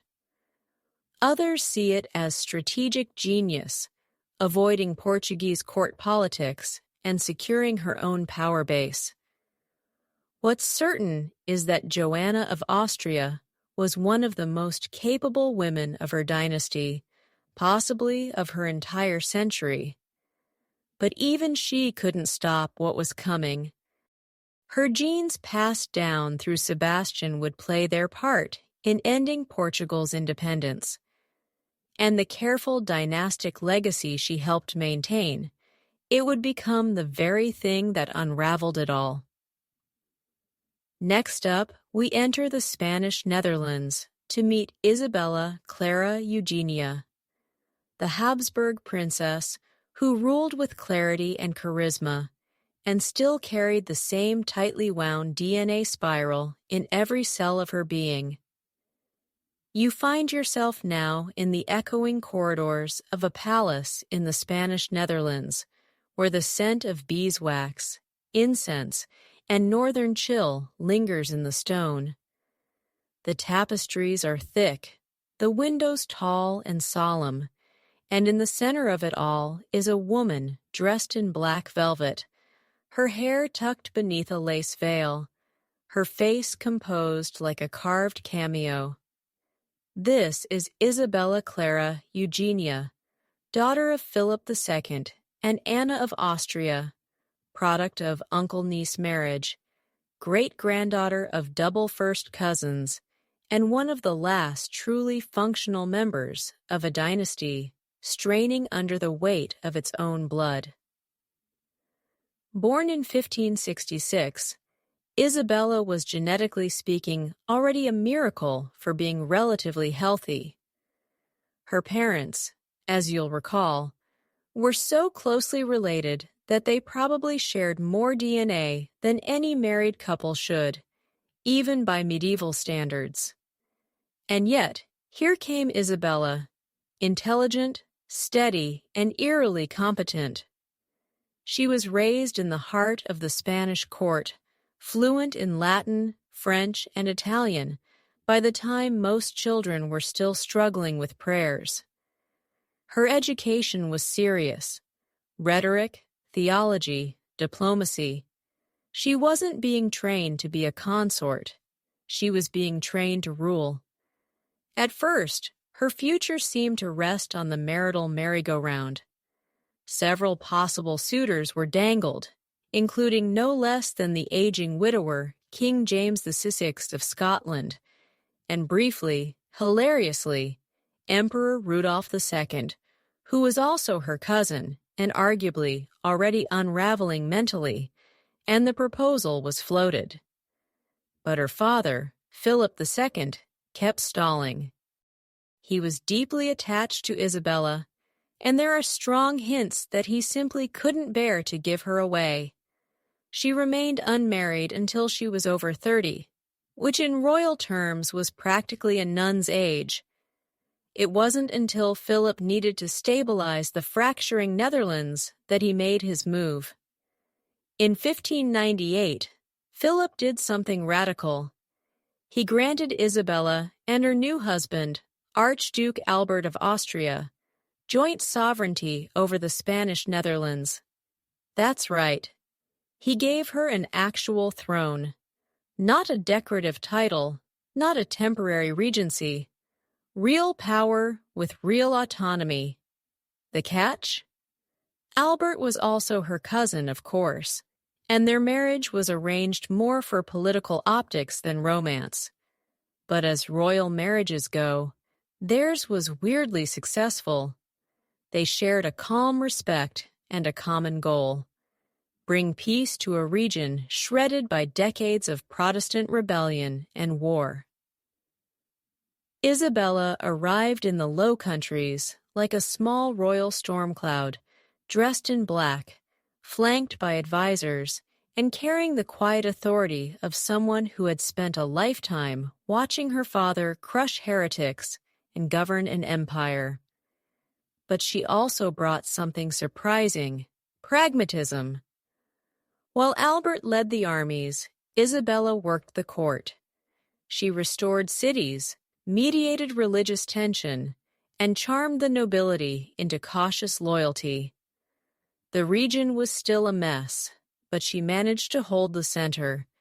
And she wasn't just a ruler in name.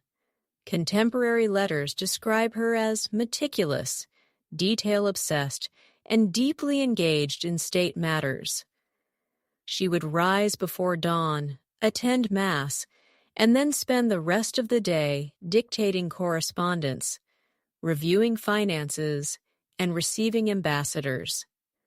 One account describes her personally correcting a shipment of wool tariffs, while a priest nervously tried to get her to stop working and pray. Later, she reportedly said, "The flock must be fed." Despite all this, Isabella never had children. Whether by choice or misfortune is unclear.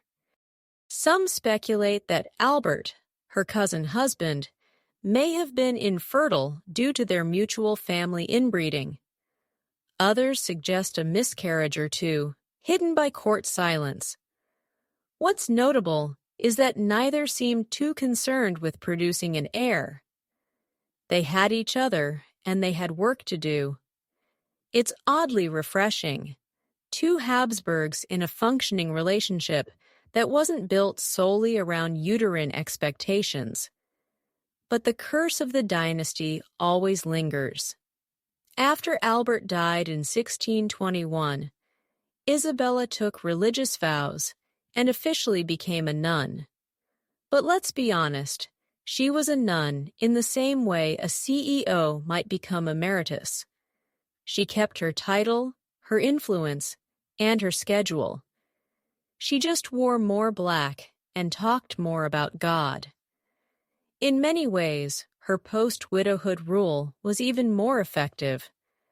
She held the Netherlands together through factional sniping, external pressure, and the slow encroachment of war. Here's the quirky detail. Isabella loved theater, not just in a royal patron kind of way. She personally reviewed scripts, attended rehearsals, and even acted in morality plays when she was younger.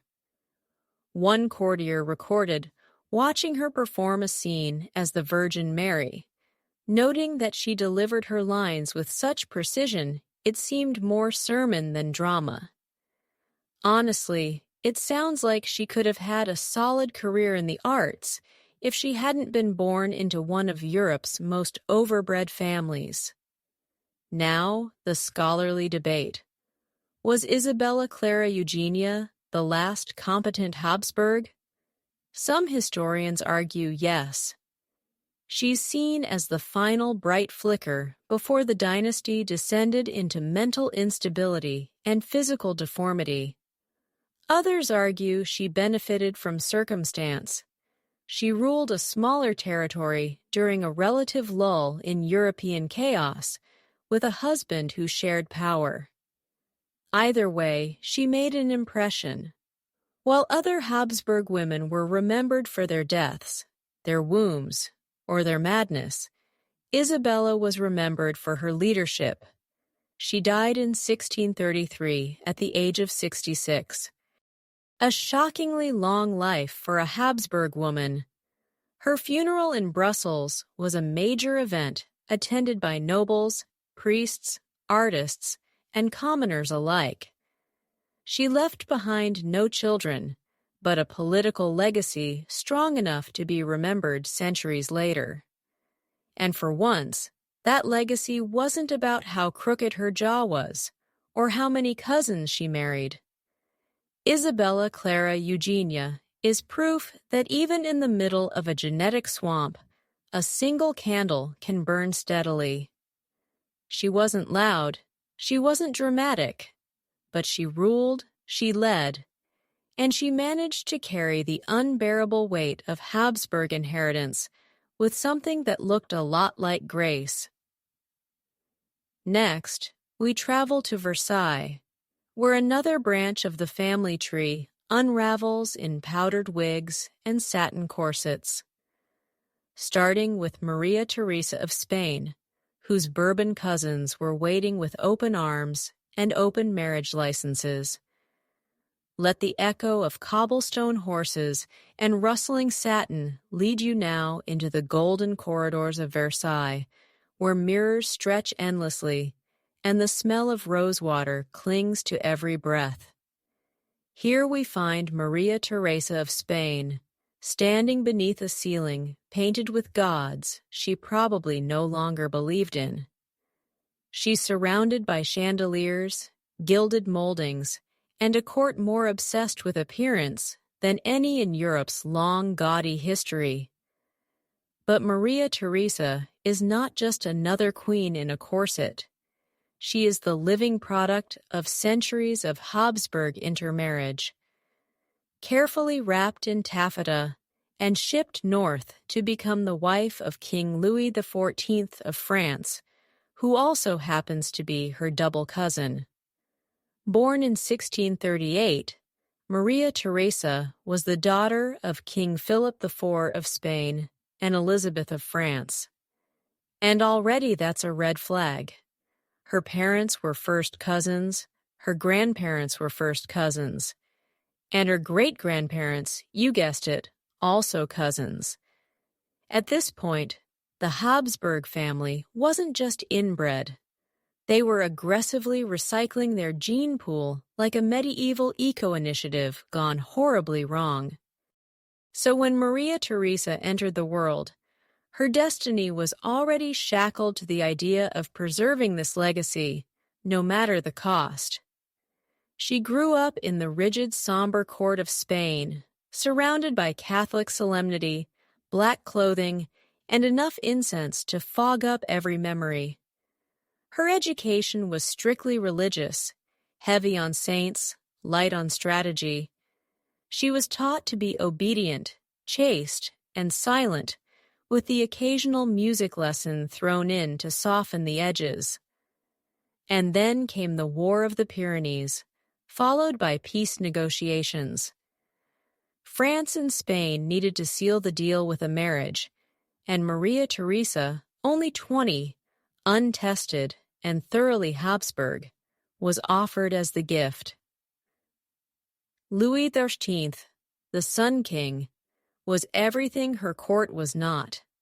Flashy, confident, secular in a dangerous way, and drenched in power. He reportedly took one look at Maria Theresa and said, "She is the Infanta of Spain," which was either a compliment or a gentle acknowledgement that her reputation preceded her like a politely coughing ghost. Their marriage was arranged with urgency, France wanted peace. Spain wanted dignity. The wedding took place in 1660 on the border between their kingdoms, and it included one of the most famous gestures in diplomatic history. Louis met Maria Theresa on a small island in the middle of a river, neutral territory, and took her hand with a smile that masked 20 layers of political calculation. From the start, it was a mismatch. Maria Theresa was gentle, sheltered, and painfully pious. Louis was worldly, calculating, and frankly busy chasing his mistresses. He had a string of lovers before and after the wedding, and his court was a dizzying place full of intrigue, coded glances, and powdered whispers. Maria Theresa wasn't built for this. She tried, though. She smiled when required, bore Louis 6 children, though only one survived, and tried to navigate the court of Versailles without falling apart. But behind her jeweled eyes was a woman slowly unraveling from the inside out. Her Habsburg heritage wasn't just a footnote, it was visible. Portraits show her with the soft jawline and slightly receding chin that marked her as royal stock from the Spanish side. She was small, often unwell, and prone to what doctors at the time politely called nervous spells, fainting, headaches, periods of withdrawn silence that lasted for days. Today, many suspect she suffered from chronic migraines, likely aggravated by the inbreeding and the constant stress of being an outsider in one of Europe's most judgmental courts. And let's not ignore the worst part, the children. Maria Theresa had 6, but only one, the Dauphin Louis, lived past childhood. The rest died of illness, often within months or even days of birth. The Bourbon line, though more genetically diverse than the Spanish Habsburgs, still bore the weight of that mingled blood. The child losses devastated her, though she rarely showed it in public. Louis, in contrast, moved on with the emotional elasticity of a man whose kingdom was always his first love. A quirky footnote, Maria Theresa had a fierce love for chocolate. Spain had introduced it to Europe, and she brought her habit with her to France. She reportedly drank thick, hot chocolate every morning, often seasoned with cinnamon and vanilla, though some blamed her frequent migraines on it. You can imagine her sitting in her velvet chambers, sipping from a porcelain cup, trying not to cry, while court ladies whispered about the king's latest mistress just down the hall. The scholarly debate around Maria Theresa is more psychological than political. Was she simply too weak for the French court? Or was she a woman broken by years of silent trauma, cultural alienation, and the pressure to produce heirs when her body, burdened by generations of cousin pairing, was no longer capable? Historians argue over whether she was complicit in her own marginalization or merely surviving in a system that never gave her a chance.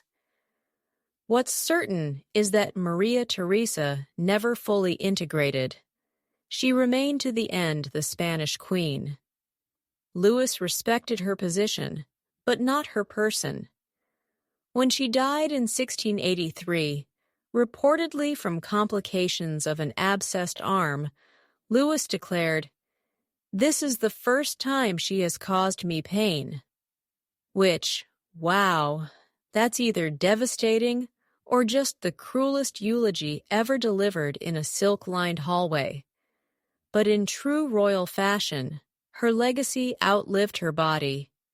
Her son, the Grand Dauphin, would carry forward the Bourbon line, and through a twisted game of political dominoes, Maria Theresa's descendants would eventually sit on the Spanish throne, uniting the Bourbon and Habsburg bloodlines once more, because apparently Europe hadn't had quite enough of that yet. So, here lies Maria Theresa of Spain, a queen in France, a stranger in her own life, a woman whose body became the shaky bridge between two empires, and whose silence screamed across centuries. Her death marked a turning point. Versailles would become even more theatrical, Spain even more fragile, and the dynasty even more doomed. Next, we'll tiptoe back into France, where her daughter-in-law, Elizabeth of Valois, married into the same bloodline from the other side, bringing a new French twist to this increasingly inescapable loop of royalty, religion, and family resemblance. Now we step back slightly in time, but not out of the genetic maze, as we move toward a figure who seems at first glance like a breath of fresh air in an otherwise stagnant bloodline. Elizabeth of Valois, daughter of France, Queen of Spain, and yet another woman whose royal marriage was less about romance and more about patching together crumbling dynasties with the human equivalent of genetic duct tape. She walked into Philip II's Spanish court with a flush of youthful beauty and a soft Parisian grace, only to find herself trapped inside one of the most brittle inbred bloodlines Europe had to offer, and surprised she was marrying her cousin again. Born in 1545, Elizabeth was the eldest daughter of King Henry II of France and Catherine de' Medici, a woman infamous in her own right for political manipulation, questionable poisons, and an unfortunate nose for disaster. But Elizabeth was her golden child, intelligent, well-mannered, fluent in Spanish, and painted in a flattering light from an early age. Her destiny, like that of all princesses in this strange, glittering game, was decided not by personal choice, but by treaties and territorial anxieties. Specifically, the Treaty of Cateau-Cambrésis, which ended a long series of wars between France and Spain, sealed her fate. The treaty required a marriage to cement the peace, and Elizabeth, just 13 years old, was handed over to King Philip II of Spain. You may remember him. He's the guy who married his niece Anna of Austria later on. But Elizabeth was wife number 3, the one wed to him while he was still only 32, and still actively collecting cousins.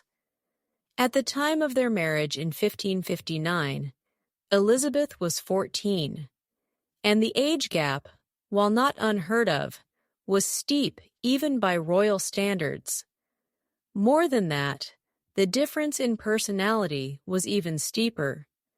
Philip was reserved, austere and brooding, raised in the shadow of his Habsburg heritage and the religious obligation.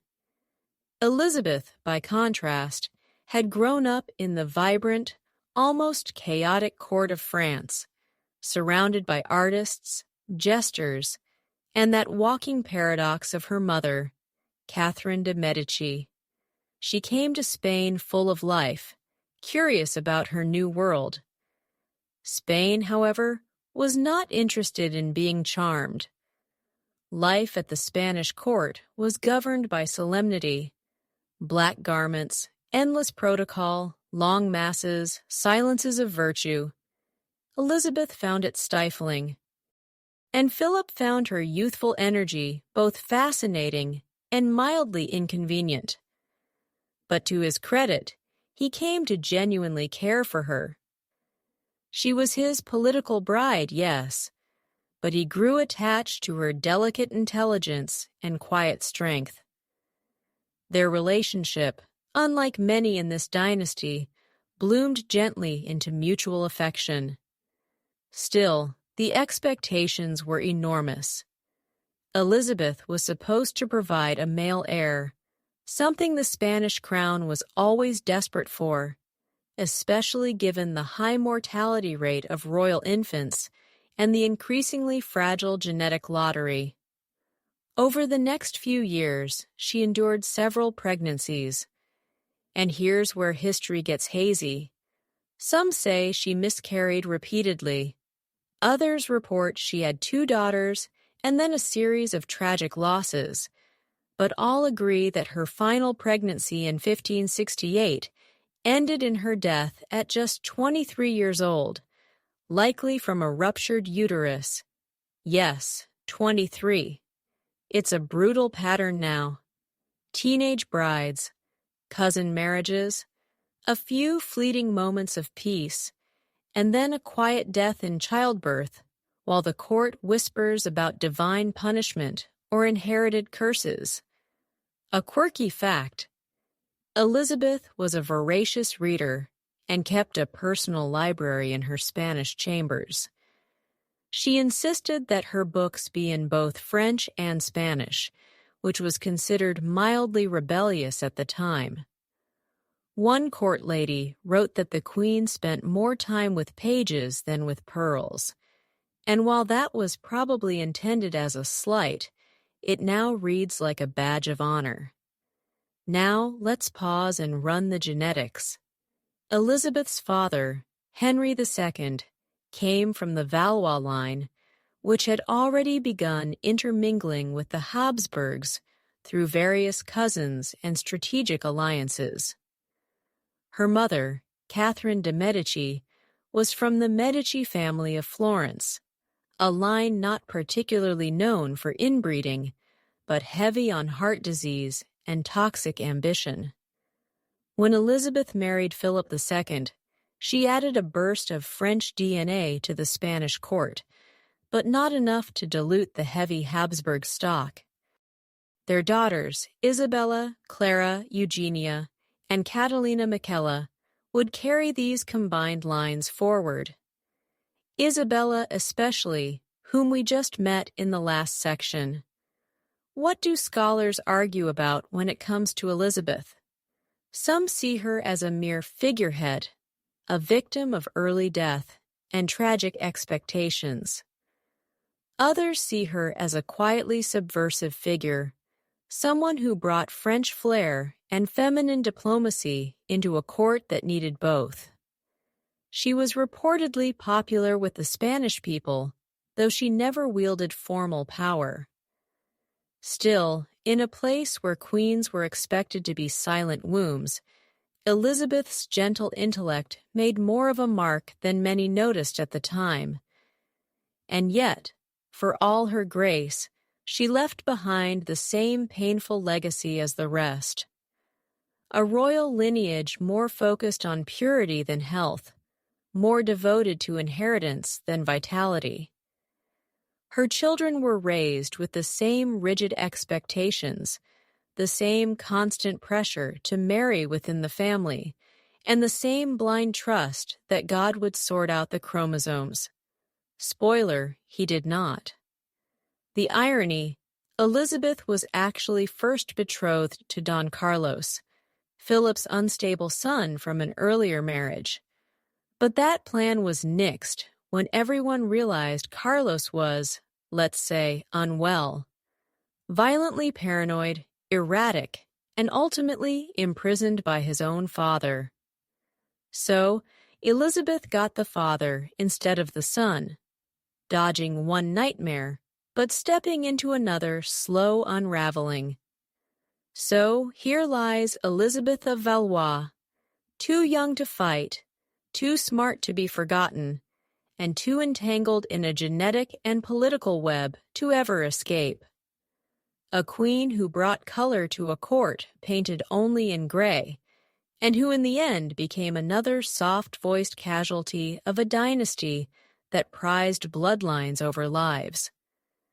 Next, we'll journey to a lesser-known figure, Barbara of Austria, a woman who, unlike most of her relatives, tried to steer her own ship, even as the tide of family expectations threatened to pull her under. Now we drift quietly eastward, away from the golden glare of Versailles, and the incense-drenched gloom of Spain, and find ourselves in Central Europe, where the courts are colder, the politics more tangled, and the family tree is just as knotted. Tonight's chapter belongs to Barbara of Austria, a woman most people have never heard of. And yet she ticks every box in the Habsburg dynasty's long-running checklist. Noble birth, cousin marriage, strategic deployment, and a life spent smiling through expectations she never really asked for. But Barbara is a different kind of Habsburg, subtler, slyer, and quietly rebellious in the ways that mattered. Born in 1539, Barbara was the daughter of Ferdinand Fürstens, Holy Roman Emperor, and Anna of Bohemia and Hungary. Her parents were, say it with me now, cousins, and her bloodline was as royal as they come, dense with titles and thick with all the usual genetic baggage, nervous ailments, narrow jaws, and a family history of illnesses that no one in the court dared to diagnose honestly. Still, Barbara came into the world with advantages. She was raised in Vienna in a court buzzing with scholars, musicians, and diplomats. She spoke multiple languages by adolescence, was devout in that uniquely Habsburg Catholic way, and according to at least one ambassador, had eyes that knew things.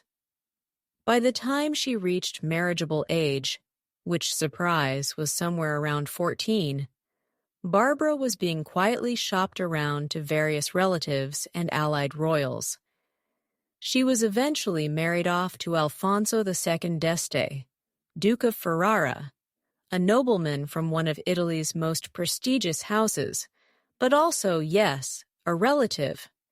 Their union was arranged to strengthen ties between the Holy Roman Empire and northern Italy, but also to keep the Habsburg blood flowing through powerful veins.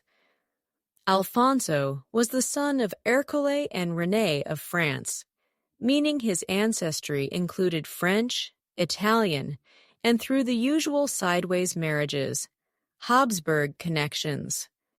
So, not immediate cousins, but the kind where if you traced it back 3 generations, you'd find a shared great-grandfather hiding in a jeweled tomb somewhere. The marriage took place in 1565, and from the outside, it looked like a success. Barbara arrived in Ferrara with a retinue of ladies, priests, and enough embroidery to wrap the Alps. She embraced her duties with poise, patron of the arts, religious benefactor, duchess with a heart of gold, or at least gold leaf. But underneath that polished surface, Barbara was quietly carving out a space for herself. Unlike many of her inbred contemporaries, she wasn't content to just fade behind her husband's shoulder. She refused to be an ornament.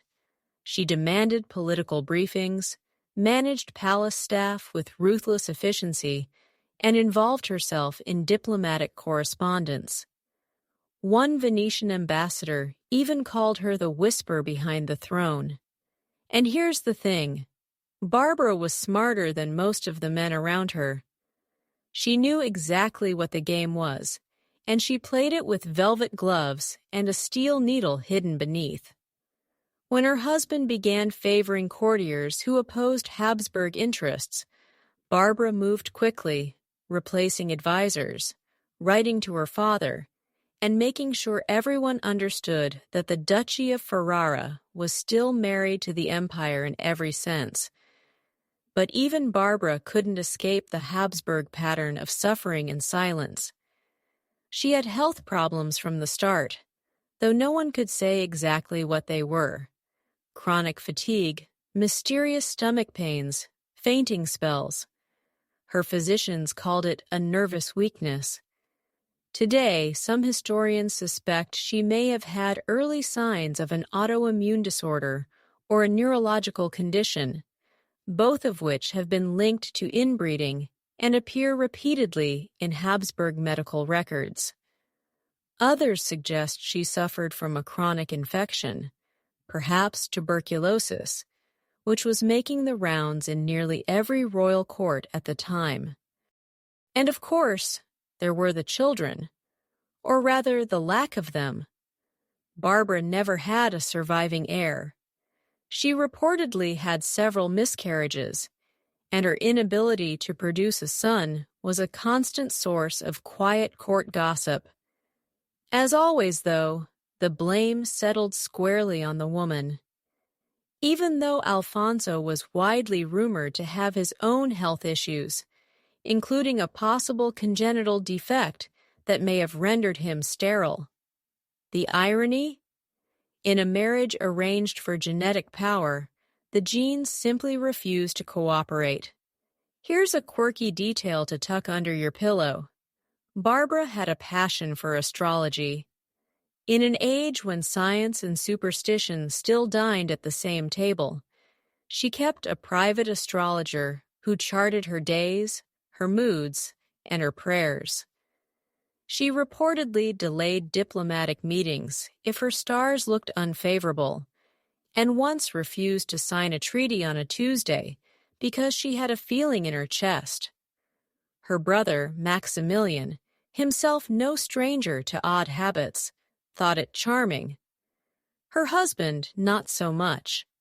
Despite their growing distance, Barbara remained Duchess in all the right ways. She funded convents, commissioned altarpieces, and kept the court of Ferrara humming. But her health continued to decline. By 1572, she was bedridden for weeks at a time. In 1572, at just 32 years old, she died, quietly surrounded by monks, with incense burning and bells tolling the same tired song that had followed generations of Habsburg women before her. Alfonso, in a rare public show of emotion, had a grand tomb constructed for her in the church of Corpus Domini. But within months, he was remarried, this time to another noble woman from a politically advantageous house. Barbara was mourned, then filed away like so many Habsburg women, used, revered, and promptly forgotten. So what do historians make of her? Some see Barbara as a minor figure, a duchess who never made waves. Others, those who read between the lines, see a woman who understood the game and played it better than most.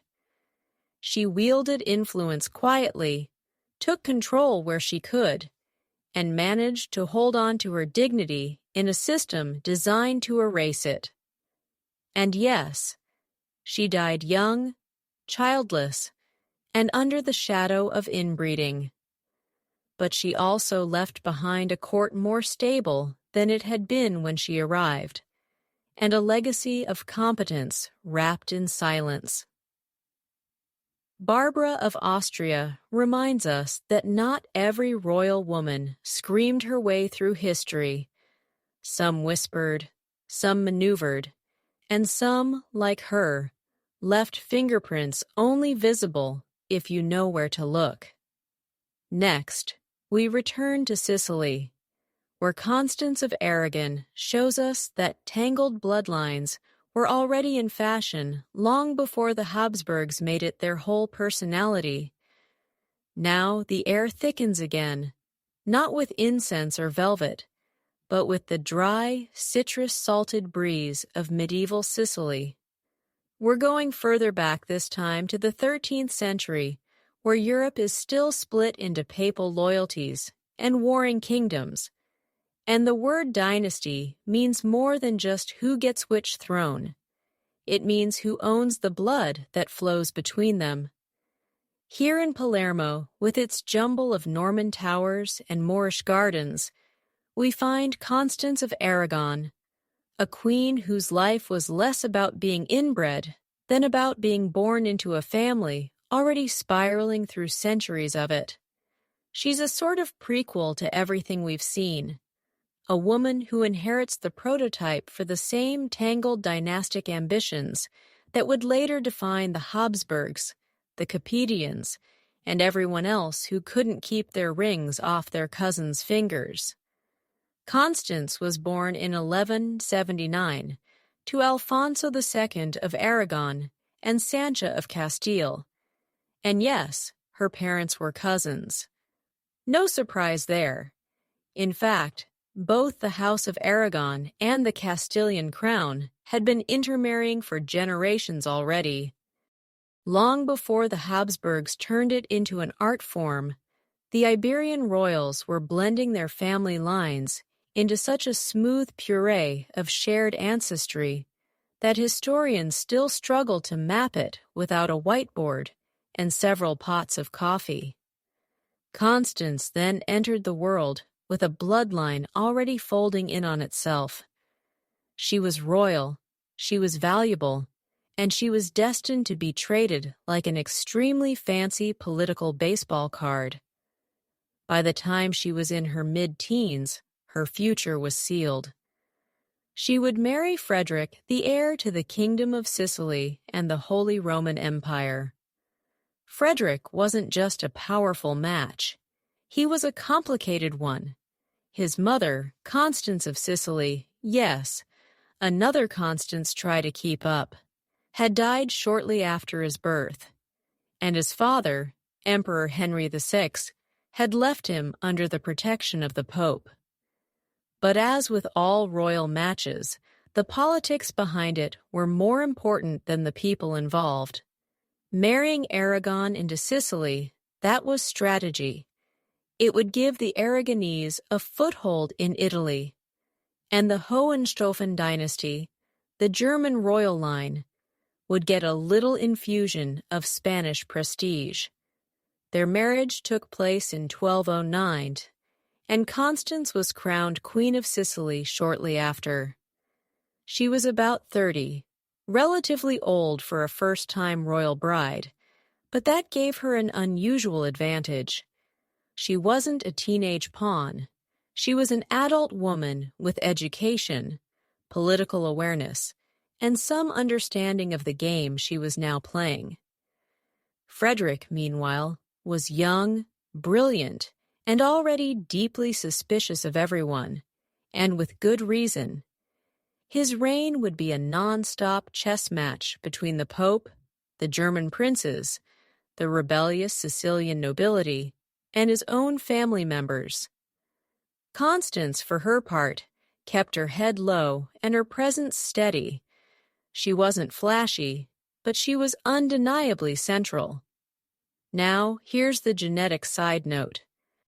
The Hohenstaufens, like the Aragonese, had already been marrying within the same handful of noble families for generations. That means Constance and Frederick, though from different countries, shared at least a few ancestors within 3 or 4 generations, making their children yet another link in the slow tightening of Europe's noble bloodline noose.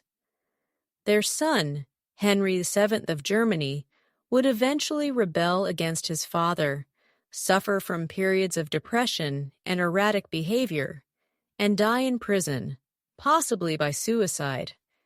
Is that nature or nurture? Well, the debate still rages. Some argue that Henry inherited his father's paranoia and his mother's melancholy, both of which may have been exacerbated by inherited traits passed through generations of intermarriage. But back to Constance, she wasn't just a bystander in all this. During Frederick's frequent absences, either fighting crusades, dodging papal excommunications, or playing philosopher king in his court at Palermo, Constance served as regent of Sicily. She issued decrees, collected taxes, and oversaw court disputes. In other words, she ruled quietly, efficiently, and with a political savvy that suggests she knew exactly how thin the line was between queen and scapegoat. And to her credit, she managed to keep Sicily relatively stable in a time when stability was about as common as indoor plumbing. A quirky detail, Constance reportedly had a deep interest in astronomy and was known to attend public celestial lectures in Palermo. This was during the court's brief intellectual renaissance. Frederick was into Greek philosophy, Islamic medicine, and astrology, and Constance seems to have soaked up the culture. One chronicler mentions her spending long evenings on palace terraces, studying the stars while court musicians played softly nearby. It paints a peaceful picture, though one suspects it was more escapism than leisure. But like most royal women of her era, Constance's health became an issue after multiple pregnancies and years of stress. There's little detailed medical record, because of course there isn't, but letters from the time suggest she suffered from a wasting of the body in her later years. Today we might call it chronic fatigue, or maybe a slow degenerative disease. Or maybe it was just the natural result of carrying centuries of compounded cousin DNA through war, exile, and court drama. She died in 1222, just 3 years after being crowned Empress of the Holy Roman Empire. Frederick would go on to remarry several times, in fact, and continue the family's long tradition of strategic inbreeding. But Constance, she faded into historical footnotes, remembered mostly as the quiet queen who kept Sicily on track, while her husband played emperor savant across Europe. Scholars today argue about her significance. Was she merely a placeholder, another Habsburg-adjacent woman who did her job and died quietly? Or was she the steadying force behind one of the most chaotic reigns in medieval history? The evidence is thin, but what survives suggests she had more influence than she's usually credited with, especially in a world where royal women were expected to birth heirs, say prayers, and not much else. One thing's clear: the DNA she carried and passed on would continue to ripple through European history. Her descendants would include not just emperors, but eventually the very same Habsburgs who would marry themselves into facial collapse. So in a way, Constance of Aragon is less a character than a cornerstone, the beginning of the blueprint proof that even in the early days, the ruling houses of Europe were already writing a love letter to genetic roulette. Next, we shift our gaze to England's side of the tapestry and meet Margaret of York, who didn't bring inbred blood to the table so much as she married into the eye of the Habsburg storm and watched the family gene pool start to boil. Now we cross the Channel, slipping past white cliffs and the damp English air to find ourselves in a world that feels oddly familiar. York roses, velvet cloaks, whispers, and cathedral aisles. But instead of entering the fray of inbreeding from the birth side, we're stepping into it from the marital edge. Meet Margaret of York. She isn't inbred herself, not particularly, at least not by the dizzying standards we've been charting. But she married right into the core of the Habsburg machine. And what she witnessed from inside those glittering, hereditary hallways tells us just as much about the dangers of royal bloodlines as any genealogical chart ever could. Born in 1446 to Richard Plantagenet, Duke of York, and Cecily Neville, Margaret grew up amid the violent highs and lows of the Wars of the Roses. Her family was stacked with English royalty, but her childhood was far from peaceful. Her father was killed in battle. Her brothers Edward and Richard would become kings, one triumphantly, one briefly and tragically, and the Yorkist faction to which she belonged would see itself rise, fall, and rise again. Margaret was the archetypal royal daughter, educated, poised, politically valuable. By her early teens, she was already being floated as a marriage prospect across Europe. A brief flirtation with a marriage to the future James III of Scotland didn't pan out. Then the offer came from Burgundy. Charles the Bold, Duke of Burgundy, needed a wife. Not for love, of course. This was never about love, but for strategy. Burgundy at that time was a kind of semi-independent power caught between France and the Holy Roman Empire. It needed allies. Margaret's brother Edward IV was now King of England, and an alliance between York and Burgundy would put pressure on France from two sides. So Margaret was chosen in 1468. At age 22, she sailed to Bruges and married Charles. She never returned to England. Now Charles the Bold was a man with a temper like a lit cannon. He was fierce, stubborn, and obsessed with war. But he was also rich, richer than most kings, and his court was one of the most glamorous in Europe. Margaret stepped into a world of gleaming armor, grand processions, and more embroidery than the Vatican's laundry room. But beneath the surface, trouble. Burgundy, like many smaller states of the era, was always one bad marriage or one heirless death away from political collapse. And Charles had no surviving sons, so Margaret, without delay, was expected to provide one. Here's the rub. She didn't. Historians still debate whether she was infertile, whether Charles had his own issues, or whether sheer stress played a role. But no children came from the marriage. And in the absence of an heir, Burgundy's position became more precarious. Charles died in battle in 1477, leaving behind a single daughter, Mary of Burgundy, from his previous marriage. So Margaret, now a widow, didn't fade into history as a forgotten consort.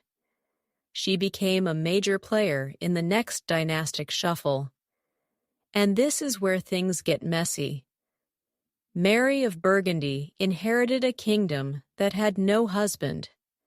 Every major power in Europe saw her as an opportunity. France, the Empire, even England made gestures. Margaret, now acting as Mary's de facto advisor, helped guide her toward a match that would forever change the fate of Europe. Maximilian of Habsburg. Yes, that Maximilian, the same one who married Mary, inherited Burgundy, and merged the Habsburg and Burgundian lines, creating the foundation for the eventual Holy Roman Spanish superpower combo that would rule half of Europe. That was Margaret's doing. She saw the political winds shifting and chose to throw her support behind a match that prioritized dynasty over emotion. Mary and Maximilian married, and with that, the Habsburgs acquired some of the richest and most strategically important lands in Europe. And Margaret, she stayed in the Netherlands, took a vow of celibacy, and became known as the Great Lady of Mechelen.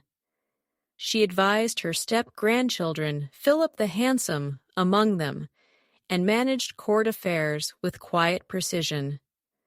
She lived for decades after her husband's death, becoming a kind of dowager queen without a crown, surrounded by the very bloodline she helped secure, and watching year by year as it began to fold in on itself.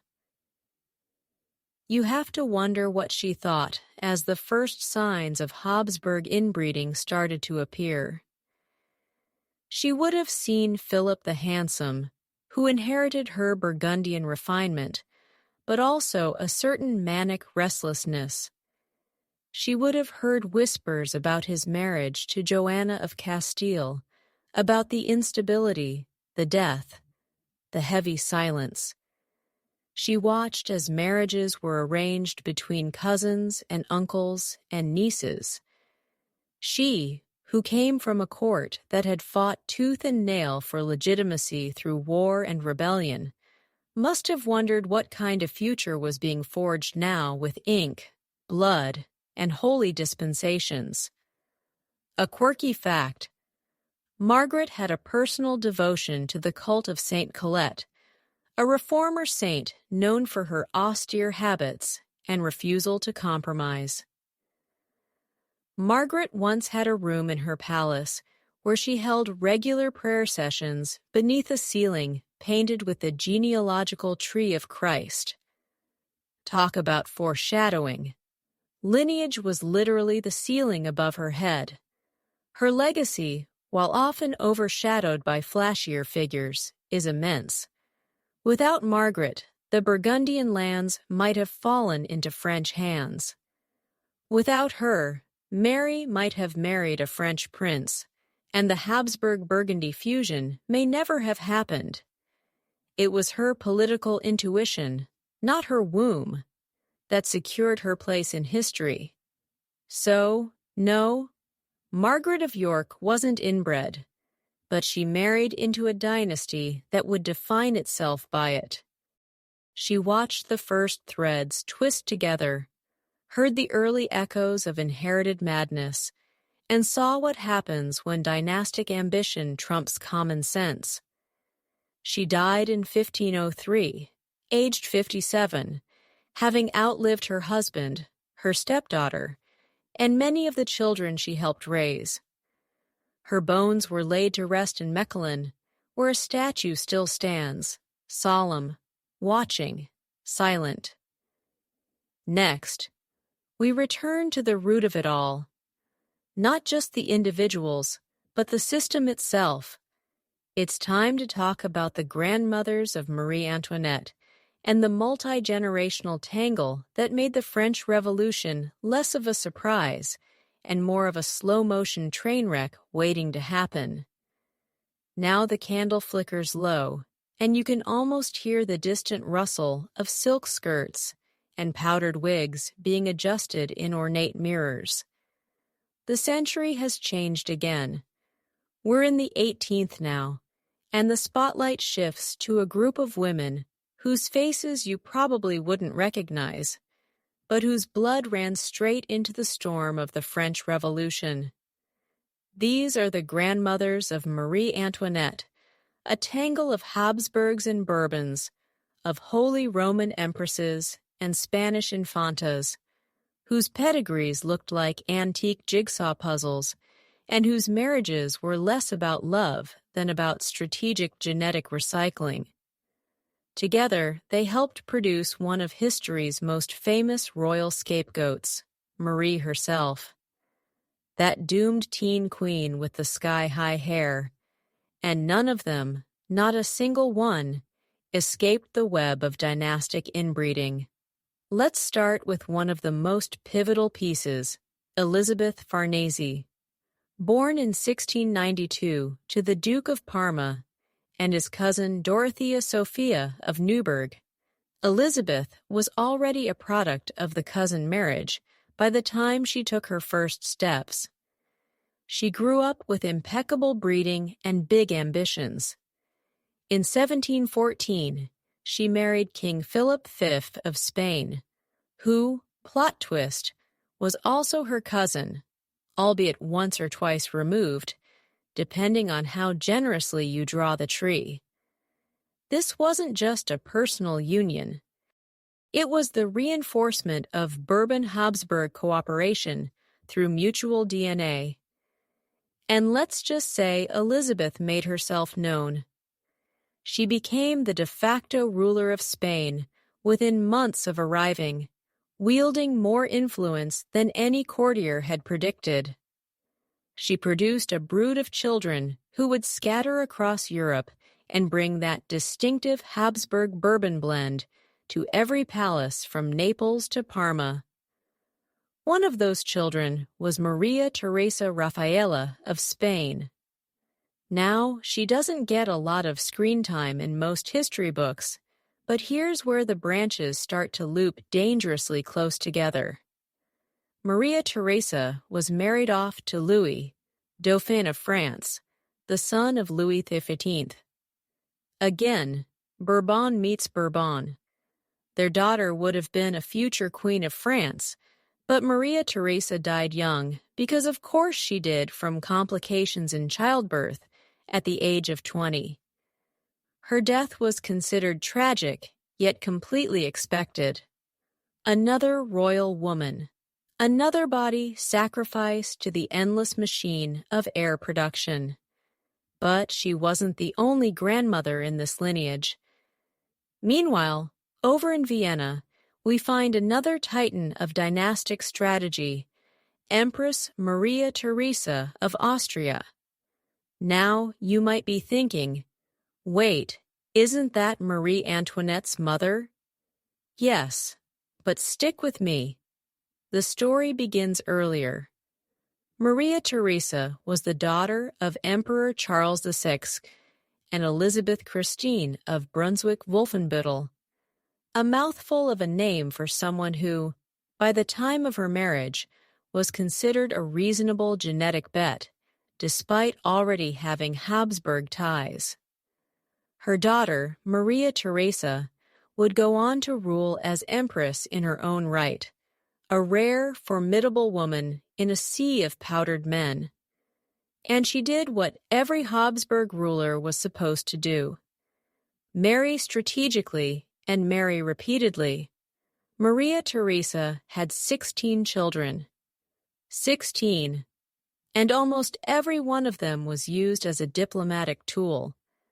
She married her daughters into every eligible royal house in Europe, like a living game of Risk. Each union carefully calculated to reinforce Habsburg influence. One daughter went to Parma, another to Naples, another to Modena, and one our star Marie Antoinette was sent to France. Now here's the genetic kicker. These children weren't marrying strangers. They were marrying cousins, second cousins, occasionally nephews. Some of the Bourbon matches included bloodlines that had already tangled with Habsburg stock 3 or 4 times in the past century. Marie Antoinette, for example, married Louis Auguste, later Louis XVI, who was her cousin through multiple shared ancestors, including Louis XIV and Philip IV of Spain. Their family trees weren't just entwined, they were practically hugging, and it showed. Marie Antoinette's facial structure, the long nose, the slight chin, had echoes of her great-grandmother's portraits. She had difficulty conceiving for the first several years of her marriage, which created scandalous rumors and deep court anxiety. And while she eventually had children, her son Louis Charles, who became Louis XVII in title only, died in prison during the Revolution, likely from tuberculosis and neglect, but possibly also from a compromised immune system that couldn't fight off even the smallest infection. A quirky fact buried in all this: Marie Antoinette's maternal grandmother, Elizabeth Christine, was known for keeping peacocks as pets. Like actual peacocks. She claimed their mournful cries reminded her of the Virgin Mary's sorrow, which tells you everything you need to know about the general psychological atmosphere of the Habsburg court. Grand symbolism, religious guilt, and a sprinkling of melodrama served fresh daily. The scholarly debate surrounding these women, these grandmothers of decline, is layered. Some historians argue that the Habsburgs and Bourbons were simply doing what they had to do in an age where alliances mattered more than health. Others, with the benefit of genetic hindsight, claim that this relentless cousin matching created a fragile elite, intelligent, yes, but emotionally erratic, reproductively challenged, and prone to premature death. One modern genealogist referred to the line that led to Marie Antoinette as a downward spiral in silk gloves, which is both haunting and frankly accurate. And what's tragic is that these women had no choice. Maria Theresa Raffaella didn't pick her husband. Empress Maria Theresa loved her children fiercely, but used them like bargaining chips. Elizabeth Farnese controlled policy, but not biology. They were all trapped in the same gilded cage, expected to breed for the glory of the state, even if it meant watching their daughters die in childbirth or their sons grow sickly and suspicious. Their descendants would sit on thrones, yes, but also in wheelchairs and sickbeds, and eventually in prison cells.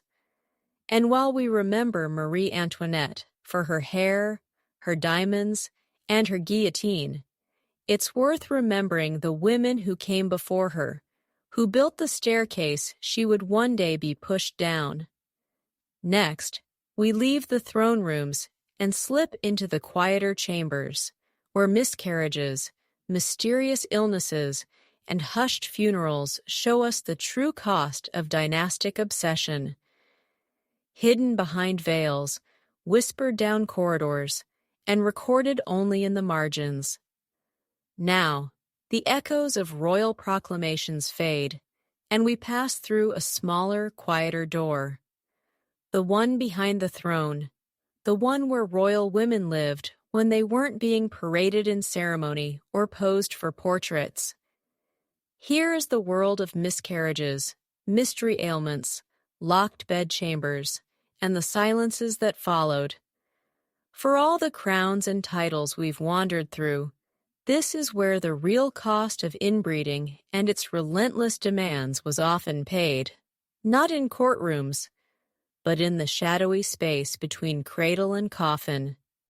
Tonight, we descend into the personal tragedies of medieval and early modern queens, the ones no historian ever bothered to paint, and the ones whose stories were often smothered under layers of euphemism and incense. Let's start with a grim but consistent reality. Childbearing among royals was a full-time occupation, and failure was not an option. But failure came anyway, again and again. Miscarriages, stillbirths, infants who lived only long enough to be baptized and wrapped in white silk. Royal records rarely list these events clearly. Instead, you get vague phrases like, "The Queen was unwell," a sorrowful occurrence, or, in truly understated moments, "An heir was expected, but none came." In between those phrases are lifetimes of heartbreak, blood loss, and buried children, whose names were never even recorded. One of the most well-documented cases is Catherine of Aragon.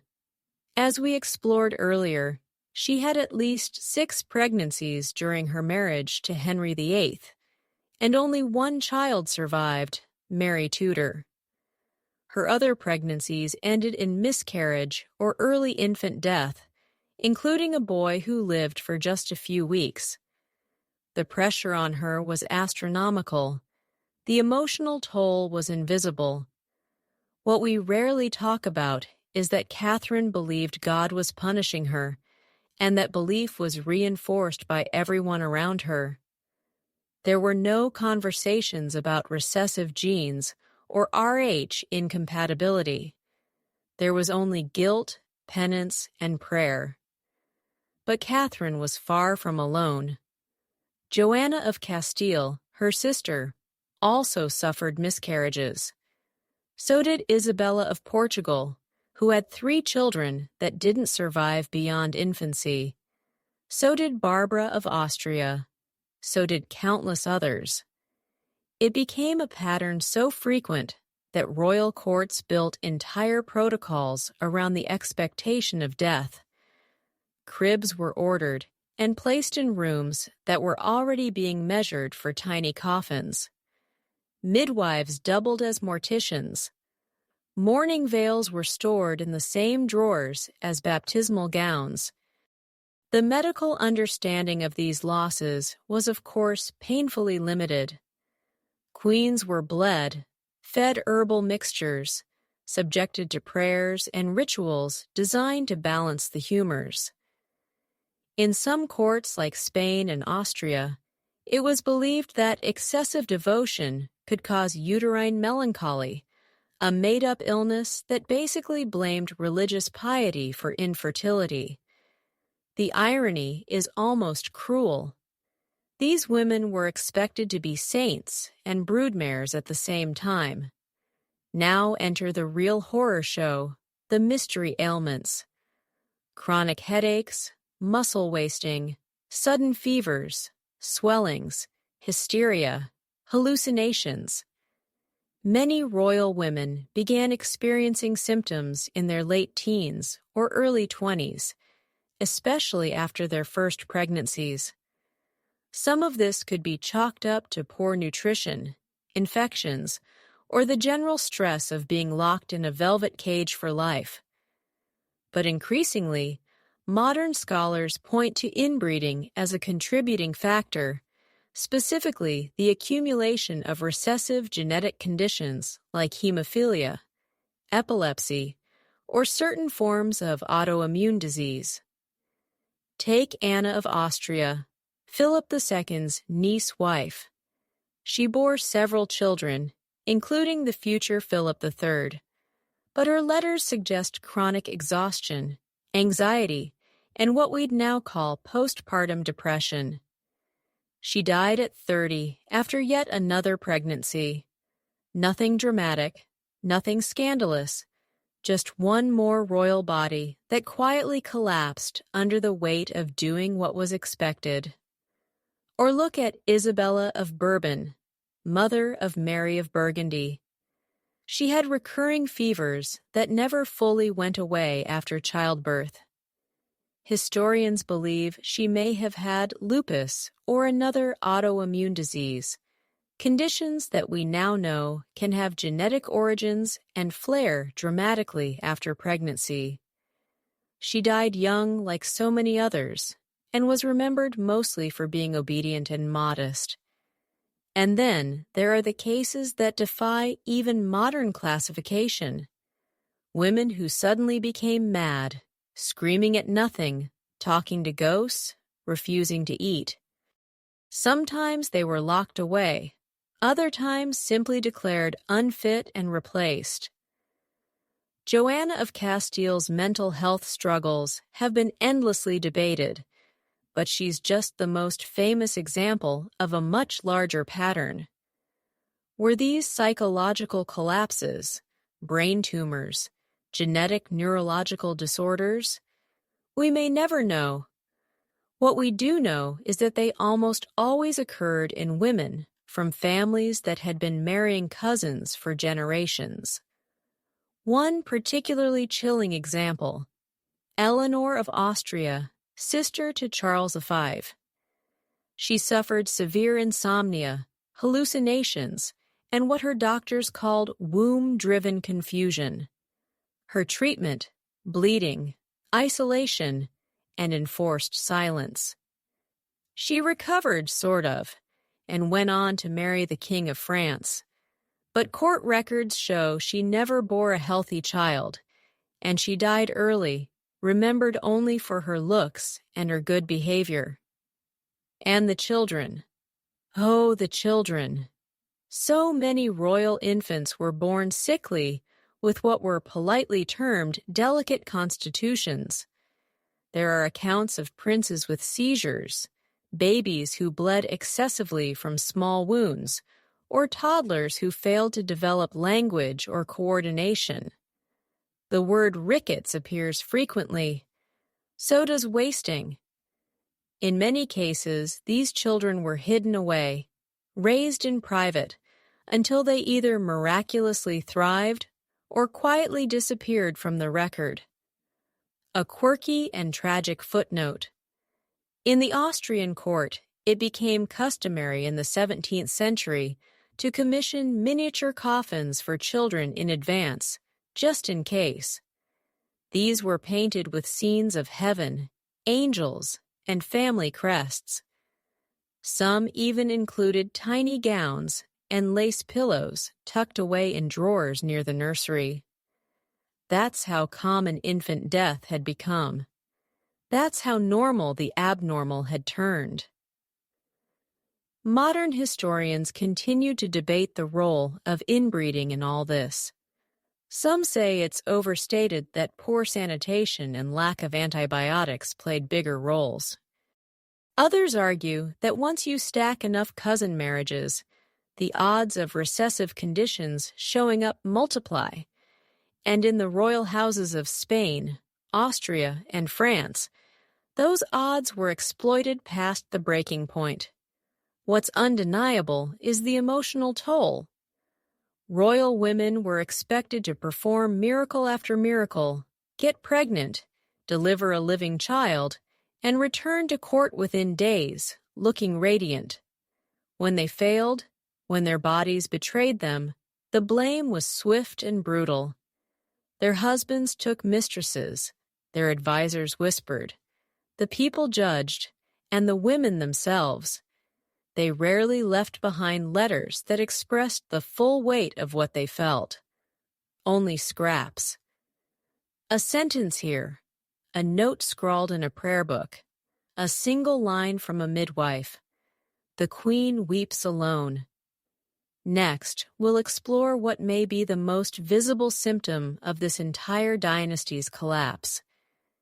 The infamous Habsburg jaw, its physical manifestations, its roots, and the women who bore it forward across generations like a badge and a burden. Now we arrive at the most infamous facial feature in European history, the protruding, squared-off, cartoonishly memorable Habsburg jaw. You've seen it in portraits, perhaps without even realizing. That elongated lower face, the thick jawbone jutting proudly from beneath tightly pursed lips, a chin that looks like it could deflect cannon fire.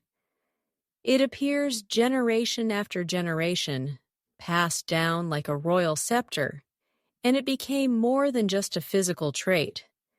It became a symbol of power, of stubborn bloodlines, and of what happens when you marry your cousin and then keep doing it over and over for centuries.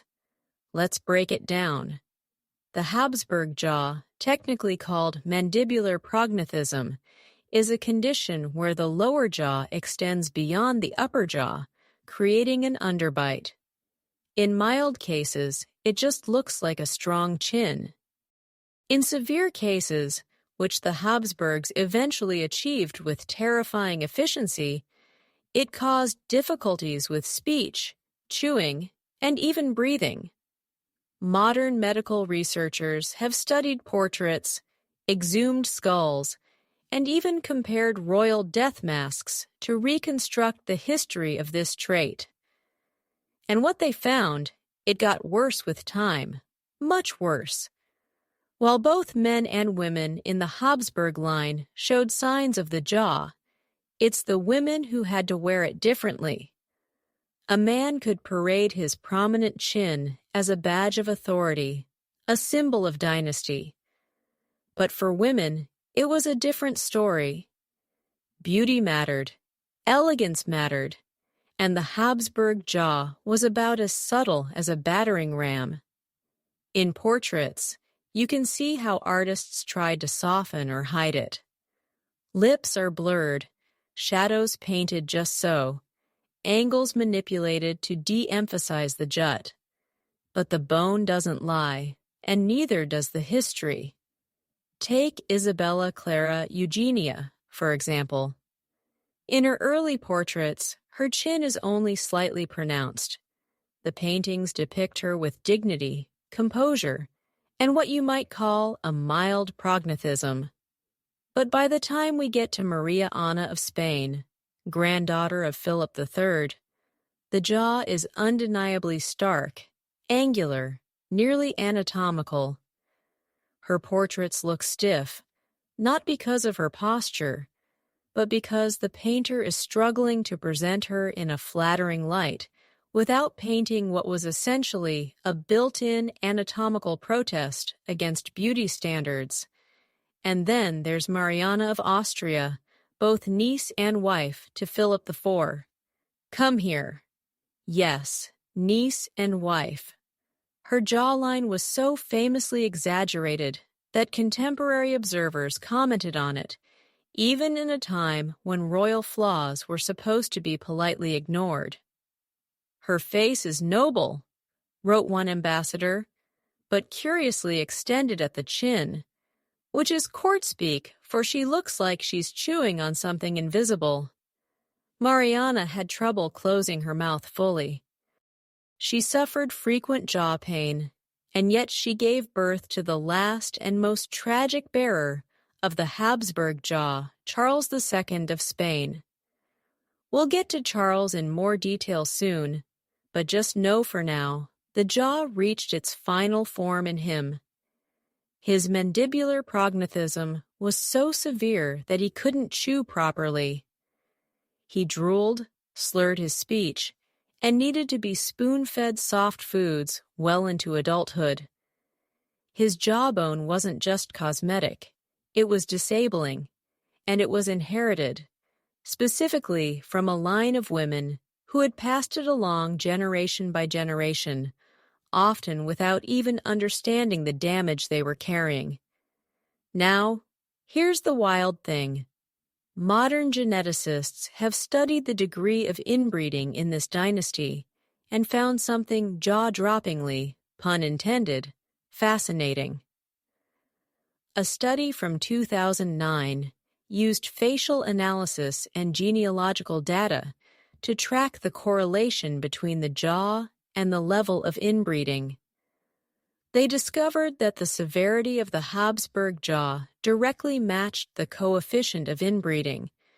In simpler terms, the more cousin marriages in a person's ancestry, the bigger the jaw. And it wasn't just the jaw. Alongside it came other facial traits, now understood to be linked to inbreeding. Wide-set eyes, long noses, narrow palates, drooping eyelids. In some cases, women were reported to have difficulty with speech development as children or struggled with dental alignment severe enough to cause chronic pain. So why did no one stop it? Why did these families staring at children who could barely speak or chew keep marching forward with cousin marriages? The answer is both simple and horrifying. Power. These marriages weren't about love or health. They were about sealing borders, preserving wealth, and avoiding the chaos of foreign claims to the throne. A cousin was safer than a stranger. A niece was even better. And if the result was a jaw that looked like it could store walnuts, well, that was a small price to pay for empire. A quirky fact. The Habsburg jaw made it into satire. In 18th century plays and pamphlets, especially in France and the Netherlands, the trait was exaggerated in political cartoons to mock Spanish royalty. One popular image showed a noble woman with a chin so long it had its own crown. In these depictions, the jaw became shorthand for everything wrong with dynastic inbreeding. Arrogance, dysfunction, and self-destruction wrapped up in court brocade.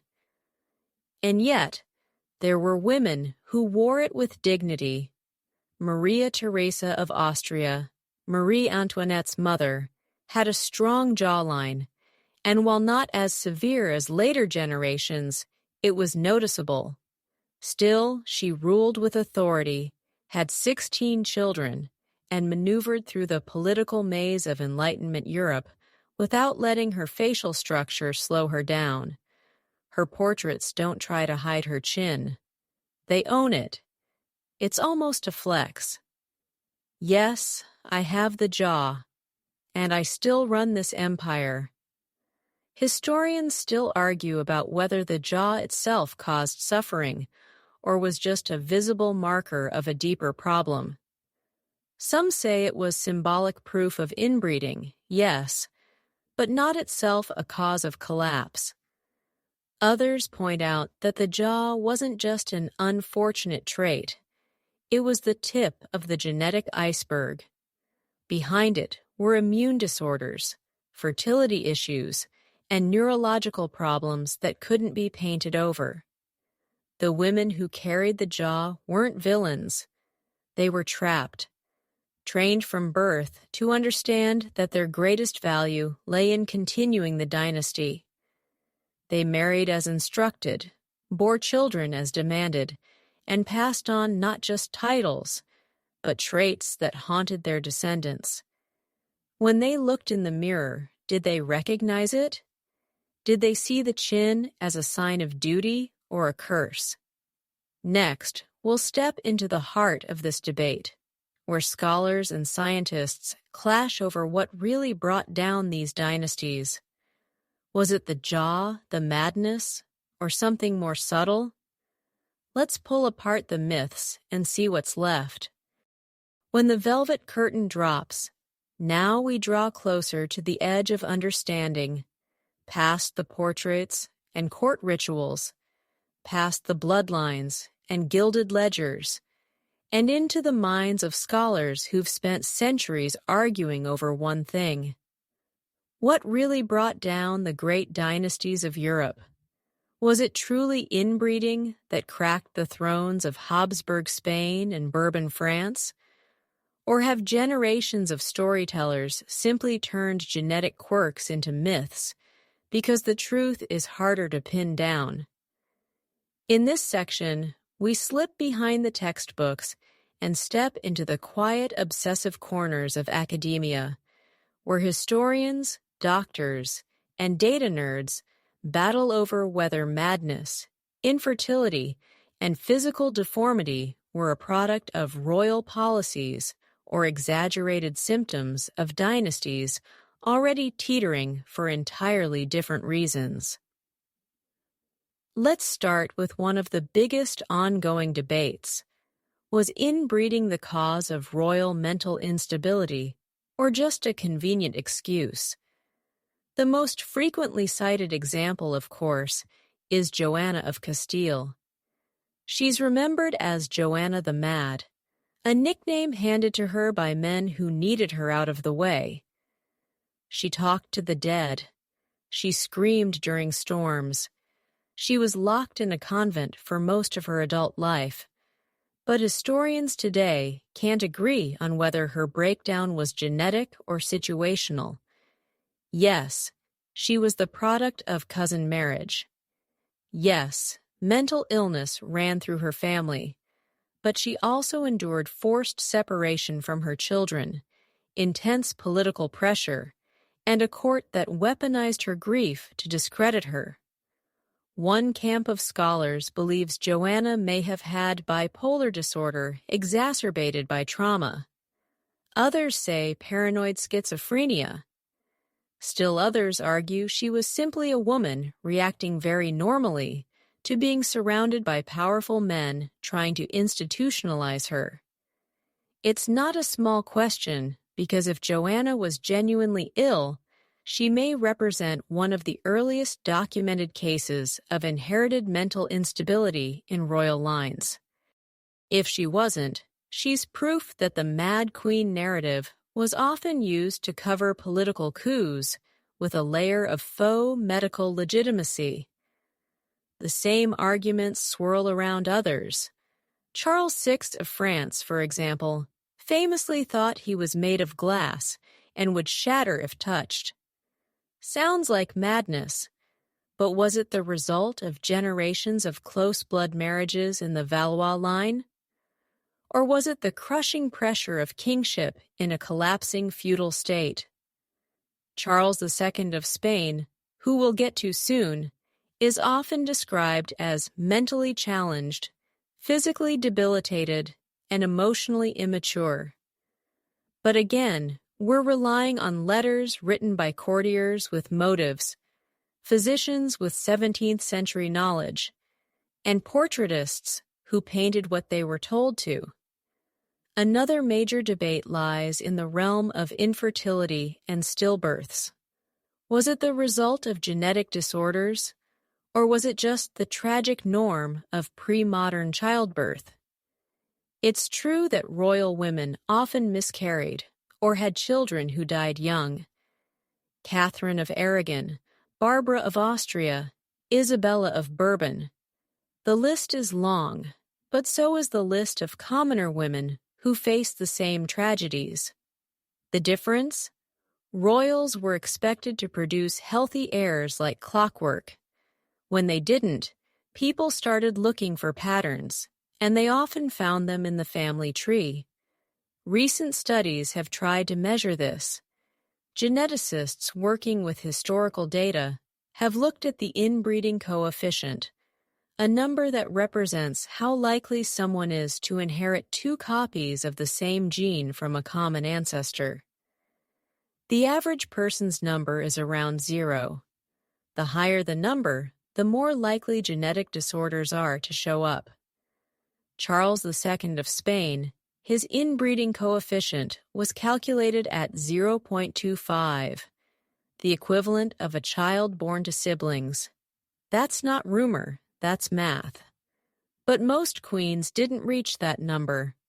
Their coefficients hovered around 0.06 to 0.125, comparable to first cousin marriages. Dangerous, yes, but not an automatic death sentence. Here's where things get blurry. Critics argue that modern science loves a clean narrative, and inbreeding is a tempting villain.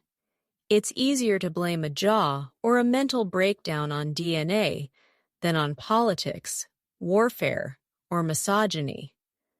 For every scholar who claims the Habsburgs were undone by their own chromosomes, there's another who says, hold on, maybe it was economic mismanagement, climate change, religious fragmentation, or 100 other factors. After all, France didn't fall because of Marie Antoinette's lineage. It fell because the people were starving, and the crown kept pretending everything was fine. Then there's the issue of propaganda. Royal women were often deliberately discredited by rival factions who needed a reason to remove or sideline them. Calling a queen barren, mad, or deformed was an easy way to shake public confidence in the regime. And once the rumor started, it stuck. Maria Theresa of Spain was painted as slow and clumsy by French courtiers who didn't want her at Versailles. Elizabeth of Valois was said to be emotionally unstable, mostly because she didn't enjoy being ignored by her much older husband. Were these real conditions, or just slander and satin? Even the Habsburg jaw itself might be more myth than malady in some cases. Modern facial analysis of painted portraits is, let's be honest, a little subjective. Artists flattered their subjects, exaggerated features to emphasize nobility, and operated under stylistic conventions that might have made a normal chin look dramatic. Some scholars believe the jaw became a symbolic shorthand for degeneracy rather than an actual physical marker in every case. Once people started seeing it, they saw it everywhere. A quirky but telling example in the 19th century, long after the Spanish Habsburg line had ended, European race theorists started using the Habsburg jaw as evidence of racial purity gone wrong. A twisted kind of reverse eugenics. They claimed it was what happened when you tried to keep a bloodline too pure.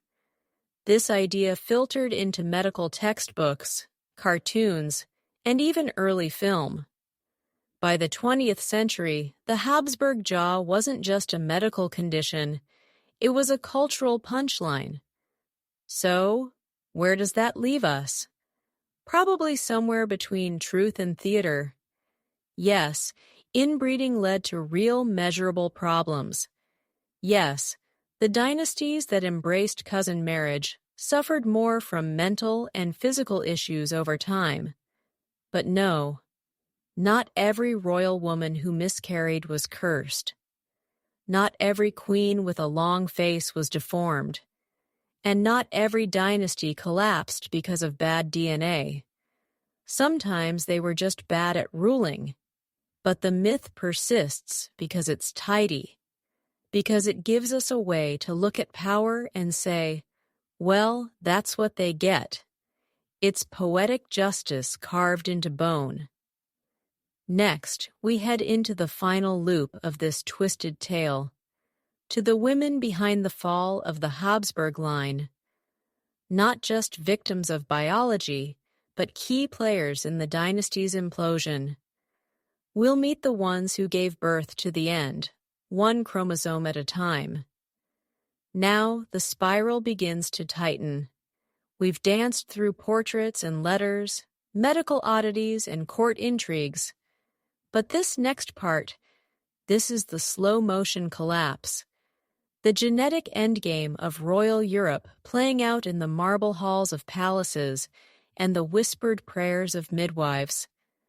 Tonight we focus on the women who are more than just carriers of crowns and dynasties. These women were the genetic glue, the final binding agents in centuries of strategic intermarriage meant to keep power consolidated. Except, of course, the glue had been thinned by time and stress, and too many shared ancestors. These queens didn't just pass on kingdoms. They passed on the quiet ticking of dynastic collapse. Let's begin with Mariana of Austria, a name you've heard already. Or have we? Have. She married her uncle Philip IV of Spain in a move so genetically reckless, it might as well have been shouted across Europe. Mariana was the daughter of Maria Anna of Spain, who herself was the sister of Philip IV. So when Philip married Mariana, he married his sister's daughter. If your brain is buzzing, that's the sound of your family tree folding in on itself, like origami in a wind tunnel. Their marriage was meant to keep the Spanish and Austrian branches of the Habsburgs locked together. But the result was Charles II, the final Habsburg ruler of Spain, who was a medical disaster in royal drag. Mariana had a brutal role. She was expected to produce heirs from a gene pool that had long since stopped offering options. She had 5 children with Philip IV. Only one, Charles, survived. And what a survival it was. From birth, Charles had difficulty feeding, delayed development, and physical abnormalities so pronounced that court physicians started suggesting he might be unfit to rule before he could even walk. Mariana loved him fiercely. She became his regent after Philip's death and ruled Spain in his name for years, trying to hold together a kingdom that was falling apart in more ways than one. But Mariana wasn't alone in this final wave of fragile royalty. Across Europe in the Austrian court, Maria Anna of Austria, another cousin, was marrying Maximilian II, Emmanuel of Bavaria. Their son, Charles Albert, would go on to become Holy Roman Emperor, but he too bore signs of the dynasty's increasingly precarious bloodline. He suffered from chronic migraines, extreme mood swings, and what one courtier described as episodes of great confusion. He was brilliant, yes, but also volatile, emotionally distant, and physically weak. His marriage to Maria Amalia of Austria didn't help much since she was his cousin and also a Habsburg. Meanwhile, in the southern stretch of the Habsburg Empire, the Kingdom of Naples was seeing similar echoes. Maria Amalia of Saxony, married to Charles III of Spain, was another cog in the familial recycling system. Though not a Habsburg by name, she was the result of similar intermarriages among German and Italian nobility. Her children included Ferdinand the Rares of the Two Sicilies, whose descendants would keep showing up in various royal bloodlines with alarming health issues, low fertility, club feet, epilepsy. A court physician once observed that the blood is noble but exhausted. That's about as poetic as a diagnosis gets. A quieter, often overlooked figure in this genetic domino effect is Margaret Teresa of Spain, the daughter of Mariana and Philip IV, and technically Charles II's older sister.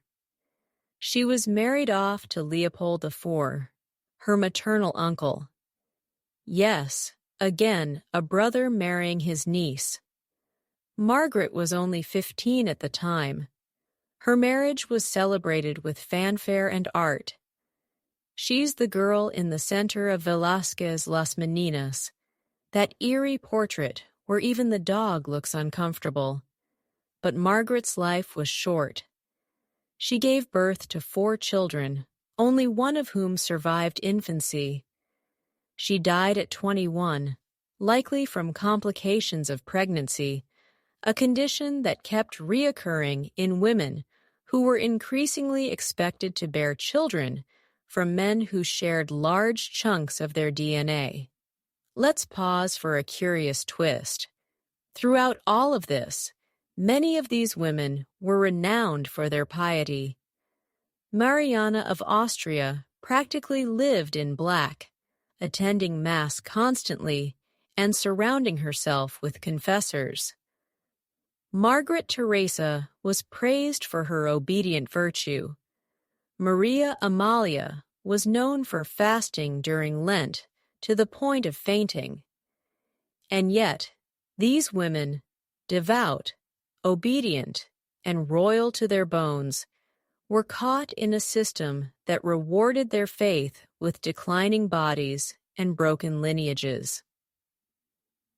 There's also a strange shift happening here. The royal women of earlier centuries were mostly passive figures in their dynastic stories, shipped from one court to another, bred like prized mares. But these late Habsburg queens, they had agency, and that made the tragedy feel sharper. Mariana wielded political power, oversaw military decisions, and held her ground in the face of papal meddling. Margaret Teresa corresponded with philosophers. Maria Anna of Austria funded libraries. These were not shrinking violets. They were smart, engaged women who were just boxed in by the genetics of ambition. And the debates rage on. Some historians insist that the collapse of the Spanish Habsburgs was purely political wars, debt empire overstretch. Others point to the raw biological data, the sky-high inbreeding coefficients, the accumulation of physical and mental defects, the early deaths, and childless marriages. Still others argue it was both, that the genetic frailty was a metaphor made literal, that a system so obsessed with preserving itself eventually built a throne no one healthy enough could sit on. Quirky historical side note. One physician during Charles II's time insisted that the only cure for the royal family's decline was to introduce fresh blood through the modest veins of a common-born maiden. He was promptly dismissed, but he may have been the only one in the room with the right idea. By the time the 18th century dawned, it was clear something had gone deeply wrong. Heirs were harder to come by. Queens were dying younger. Royal families were importing brides from increasingly distant houses just to keep the recessive traits at bay. But for Spain and Austria, it was already too late. The women who had been tasked with holding it together, Mariana, Margaret, Maria, Anna, had done everything expected of them. They had prayed. They had married. They had given birth. But in the end, they were the last glue sticks in a collapsing sculpture. Beautiful, brittle, and doomed from the start. Next, we'll peer into the weirdest corridors of these royal family trees. Those fringe cases where a woman was her own aunt, where brothers married sisters-in-law twice removed, and where political desperation created marriages so tangled even the Vatican raised its eyebrows. Now we plunge into the strangest corners of the medieval and early modern royal gene pool, the kind of branches on the family tree where you're no longer sure which direction is up, and where a woman might be her own aunt, her cousin's stepmother, and possibly her future daughter-in-law if things go just slightly more sideways. These are the fringe cases, the genealogical accidents born not just of inbreeding, but of pure dynastic desperation. Because when power is the only real inheritance, and everyone else is considered too politically risky to marry, the nobility starts to get creative and occasionally absurd. Let's start with one of the most bewildering examples. Anna of Austria. Yes, another Anna. Don't worry, this one comes with extra footnotes. She was both the niece and the fourth wife of King Philip II of Spain. That's right. Philip had already been married 3 times. Once to Mary Tudor of England, then to Elizabeth of Valois, and then briefly widowed when he decided to marry Anna, the daughter of his sister Maria and Emperor Maximilian II. So to break that down, he married his sister's daughter, which made his new wife also his niece. And when they had children, they were also Philip's grandnephews by blood. One of those children would grow up to be Philip III, perpetuating the Habsburg legacy of jawlines and crossed chromosomes. Anna's case is infamous but not unique. In fact, the Habsburgs in particular began specializing in marriages where multiple family roles could be filled by one person. The logic went something like this. If your cousin is already Catholic, already wealthy, and already on your Christmas card list, why waste time importing someone new? It's the 16th century version of online dating with one filter. Must be related to me in at least 2 ways. Another bizarre case, Maria Antonia of Austria, daughter of Emperor Leopold I and Margaret Teresa of Spain. Remember her, the girl from Las Meninas? Well, she was married off to her cousin Maximilian II, Emmanuel of Bavaria, which made her both duchess and eventually step-grandmother to her own great-niece through a later union. If you're squinting at that sentence trying to find the logic, don't worry. The royal genealogists of the time often needed charts the size of carpets to keep it all straight. It got so convoluted that at least one court historian attempting to describe the lineage of Maria Antonia's descendants wrote, "Let the blood be noble, even if the map is incomprehensible." Then there's Maria Anna of Bavaria, who married her maternal uncle, Ferdinand II, Holy Roman Emperor. She was his niece. And again, no one at the time thought this was especially odd. The Vatican had to sign off on a dispensation for nearly every royal wedding at this point, because canon law technically prohibited such close unions. But it had become almost a formality. These weren't marriages made for morality. They were treaties in brocade. What's even stranger is how these tangled lines were treated at court. People didn't flinch when someone married their aunt's widower or their half-brother's son. Instead, they applauded it as a show of dynastic loyalty. You weren't just preserving the family legacy, you were wrapping yourself in it like a velvet cloak lined with second cousins. And if you squint hard enough, you'll find cases where two sisters married the same man, one after the other, so the kingdom wouldn't lose a dowry. Sometimes that man was also their cousin, or uncle, or both. A particularly murky case involves Blanche of Bourbon, who was married off to Peter of Castile and then abandoned within days. Peter married again bigamously to Maria de Padilla, who was actually related to Blanche through two different lines. Some sources say Peter's entire reason for discarding Blanche was that she didn't produce a child immediately. Others say he just preferred Maria, but the court didn't protest because even his second choice was close enough in blood to pass muster. One of the more uncomfortable examples comes from Joanna of Austria, who was asked to consider marrying her own nephew at one point to maintain unity between Spain and Portugal. The plan fell through, not for genetic reasons, but because political tides shifted. Had it happened, she would have been both aunt and wife to the same man, and history wouldn't have blinked. Just another loop in a tapestry woven entirely out of cousin knots. A quirky eyebrow-raising trend that emerged from these interfamily marriages. The use of dynastic baby-naming loops. In many of these tangled families, the same names were recycled every generation.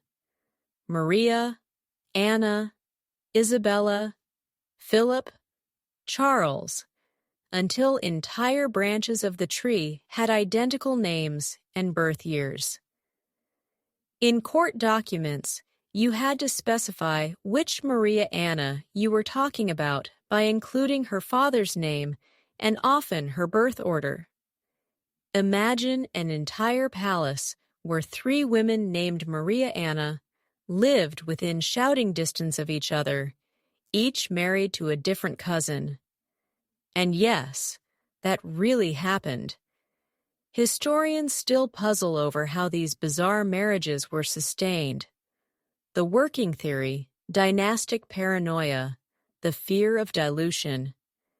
These families believed that only they were noble enough, Catholic enough, and rich enough to marry themselves.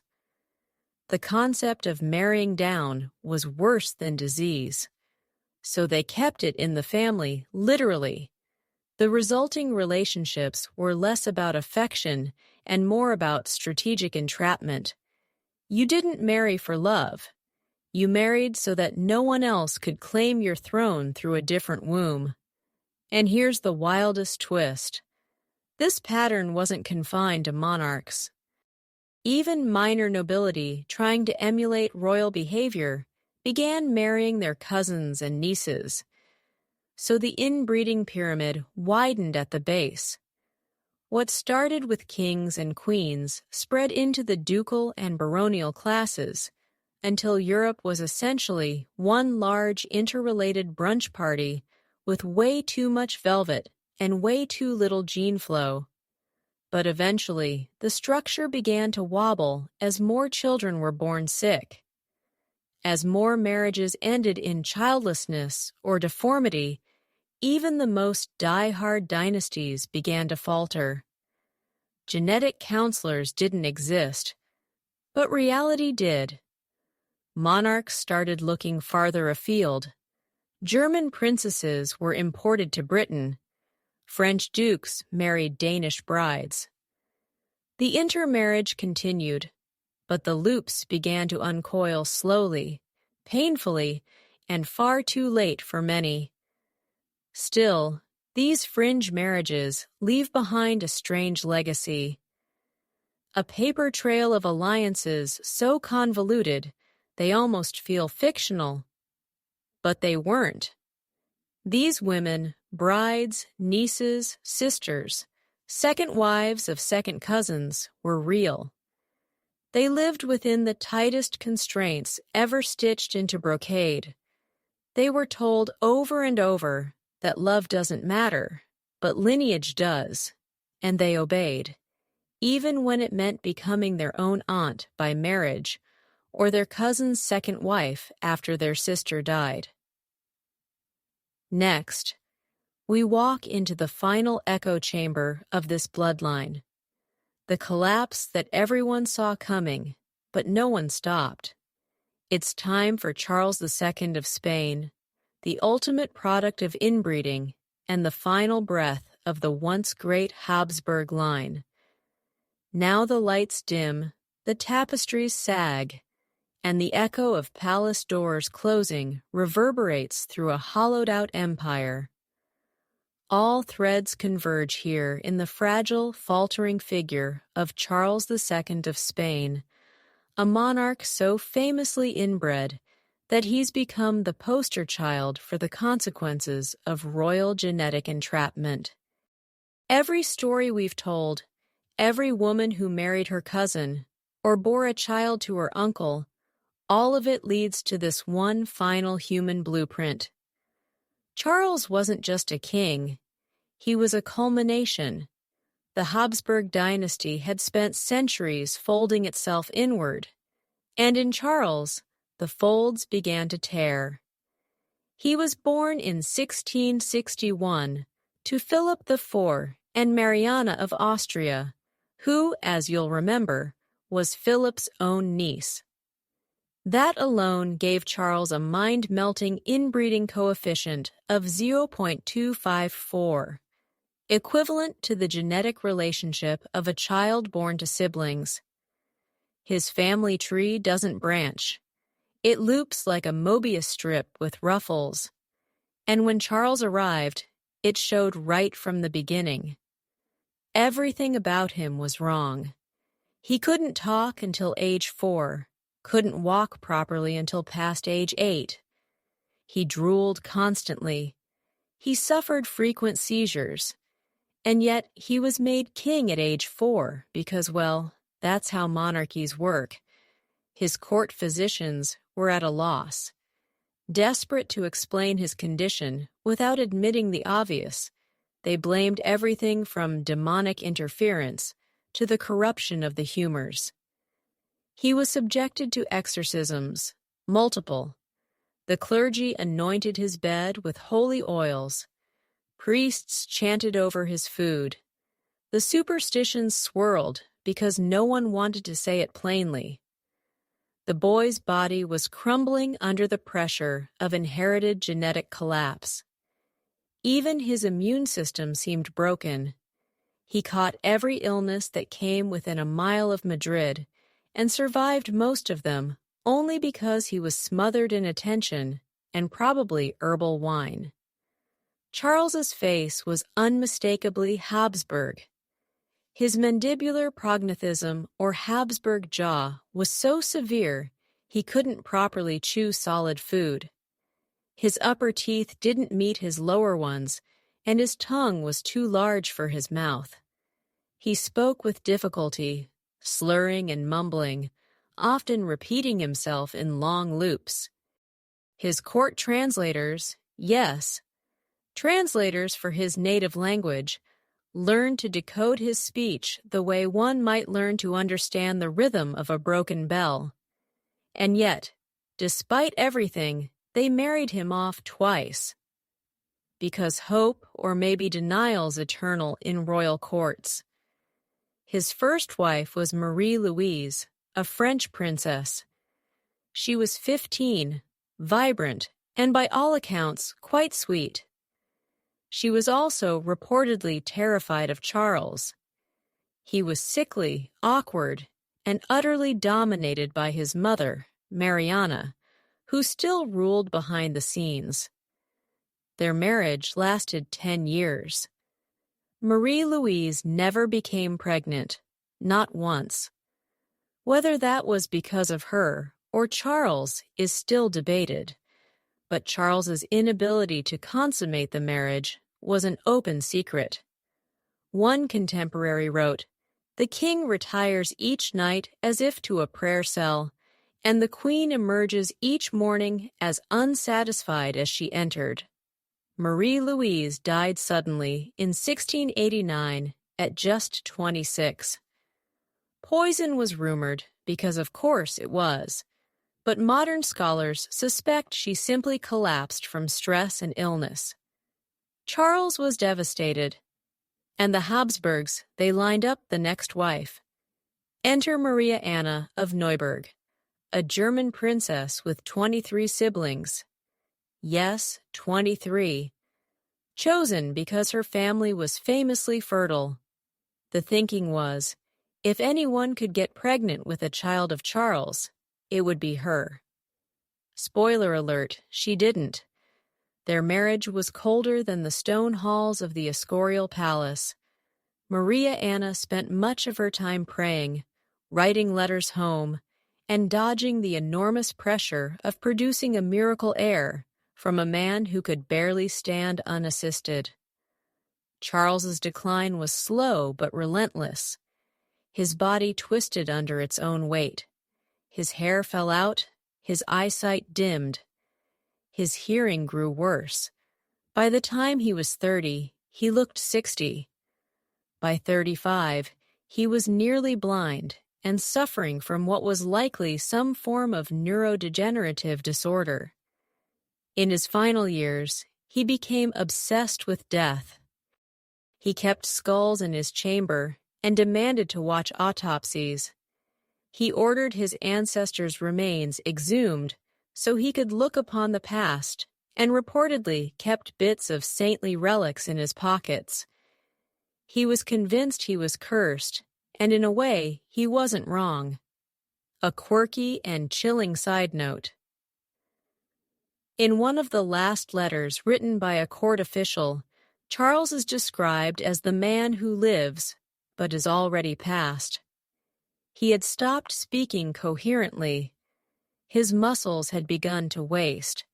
He drooled constantly. His sleep came in jagged snatches. And yet, Spain still called him king because there was no plan B. When Charles died in 1700 at the age of 38, his body was so misshapen that embalmers reportedly struggled to preserve it. His autopsy, possibly embellished by horrified physicians, noted that his heart was the size of a peppercorn, his lungs corroded, his intestines rotted, and his brain filled with water. Whether these descriptions were accurate or rhetorical, they captured the general feeling. Charles had been more symbol than sovereign. The final breath of a dynasty, too proud to admit it, had been suffocating for generations. With Charles's death, the Spanish Habsburg line ended completely. No children, no heirs, no backup cousins with strong enough blood to claim the throne. His passing sparked the War of the Spanish Succession, a massive European conflict that redrew borders and finally forced the great powers to reckon with what happens when you prioritize purity over practicality. France and Austria scrambled to fill the power vacuum, while the Habsburg name, once synonymous with Europe itself, faded into antique footnotes and haunted portraits. Historians still argue whether Charles's condition was entirely genetic or compounded by illness, but few doubt he was the product of an experiment gone too far. His mother, grandmother, great-grandmother, and every woman before them had been part of the machine, handed off like royal chess pieces in an endless cycle of safe marriages. Each one inherited the same traits, passed on the same risks, and prayed for a different outcome. None got one. In Charles, we see what happens when those prayers run out. Next, we take a breath, one last flicker before the end as we visit the aftermath. What came after Charles after the Habsburg fall? What happened to the women who survived the collapse? And how did Europe rebuild from the ruins of its most cursed crown? Now the curtain falls. Charles II is gone. The last of the Spanish Habsburgs buried, embalmed, and left behind in a vault carved with the ghosts of his ancestors. You'd think that would be the end of it, a final period on a long tangled sentence. But history, especially royal history, doesn't end neatly. It frays, it lingers, it echoes in distant hallways and side branches. Tonight, we trace what came after the collapse. What happened to the world those women left behind? The ones who survived the dynasty's fall, the ones married off to clean up the mess, and the new royals who inherited kingdoms and bloodlines already soaked in superstition and genetic fatigue. With Charles II's death in 1700 and no heir to take the throne, Europe did what it does best: panic, negotiate, and go to war. The War of the Spanish Succession kicked off almost immediately. It wasn't just about who got the Spanish crown. It was about whether France or Austria would dominate Europe. The Habsburgs, still strong in Austria, backed Archduke Charles, a distant cousin. France pushed forward Philip of Anjou, grandson of Louis XIV, the Sun King himself. You already know how this ends. Philip wins, but only after 12 years of bloodshed. A continent's worth of maneuvering and treaties so convoluted they make royal marriage charts look like stick figures. So what happened to the women caught in the middle of all this? Many were exiled. Some simply vanished into quieter courts. But a few became transitional figures, living links between the old inbred dynasties and the new modernizing powers that would eventually shake Europe loose from its old obsessions. One of the most important of these women was Elizabeth Farnese. Remember her? She was a distant cousin of the Habsburgs, married to Philip V of Spain, the first Bourbon king of the new regime. Elizabeth was clever, calculating, and determined to put her children on as many thrones as possible. She understood what her predecessors had ignored, that you can't keep marrying within a shrinking circle and expect the tree to grow. So she arranged matches across borders. Naples, Parma, Tuscany, expanding influence without relying on cousin-to-cousin recycling. You could argue she helped reboot the Spanish dynasty even as its Habsburg roots were still tangled in the floorboards. Elizabeth also cleaned up after Charles, literally. His court was purged of old guards and ghost advisors.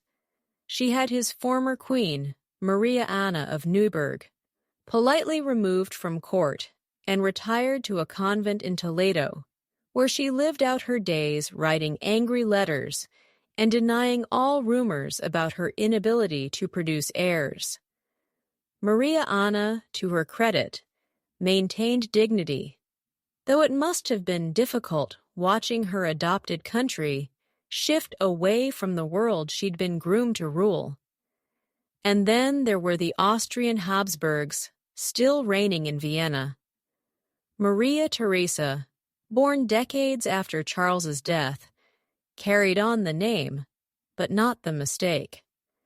She married outside the Habsburg pool, bringing in Francis of Lorraine as her consort, effectively ending the most intense cycle of intra-family marriage. Their union produced 16 children, including Marie Antoinette, marking a brief return to fertility, vitality, and political savvy. But the shadows of the past lingered. The pressure to maintain dynastic integrity was still there, just masked in Enlightenment trappings and powdered wigs. A quirky and symbolic artifact of this shift. In the early 1700s, the Spanish royal court quietly retired the custom of cousin marriage as a preferred arrangement. They didn't abolish it, don't get too excited, but they began actively seeking partners from France, Italy, and those smaller German states. This wasn't reform driven by science. It was driven by trauma. No one wanted another Charles II. His legacy had become a warning whispered through generations. Even so, traces of the old habits lingered. Bourbon France, for all its modern pretensions, still allowed first-cousin marriages. The British royal family, too, kept its bloodline looped tighter than it should have. Queen Victoria's children would marry into nearly every major royal house in Europe, including fatefully the Romanovs of Russia, spreading hemophilia like a royal calling card. The lesson of the Habsburgs wasn't ignored all exactly, but it wasn't fully learned either. And the Habsburg women, the ones who came after Charles, they weren't immune to the old expectations. They were still groomed from birth for marriage markets, still photographed and paraded and whispered about like expensive livestock, but their agency slowly increased. Maria Christina of Austria, for example, was allowed to marry for love. A scandal at the time and a sign that even the oldest families were beginning to unlace their dynastic corsets, one ribbon at a time. A few decades after Charles's death, portraits of Habsburg women begin to shift. The chins soften, the jaws recede. Whether it's better breeding or better painters, we may never know. But the family face begins to fade from the canvas, replaced by powdered cheeks and lighter frames. The architecture of a new Europe being built with quieter tools. The scholarly debate continues, of course. Was it all about inbreeding? Probably not. The fall of the Spanish Habsburgs was political, economic, and military as much as it was genetic. But genetics gave it a face, one that people could point to, laugh at, or pity. The women at the heart of that story were never villains. They were instruments chosen, trained, married, and bred in service of dynasties that couldn't admit they were breaking under their own weight. And here's the final irony. The dynasty that collapsed under inbreeding was also the one that left behind the most haunting images of what power really costs.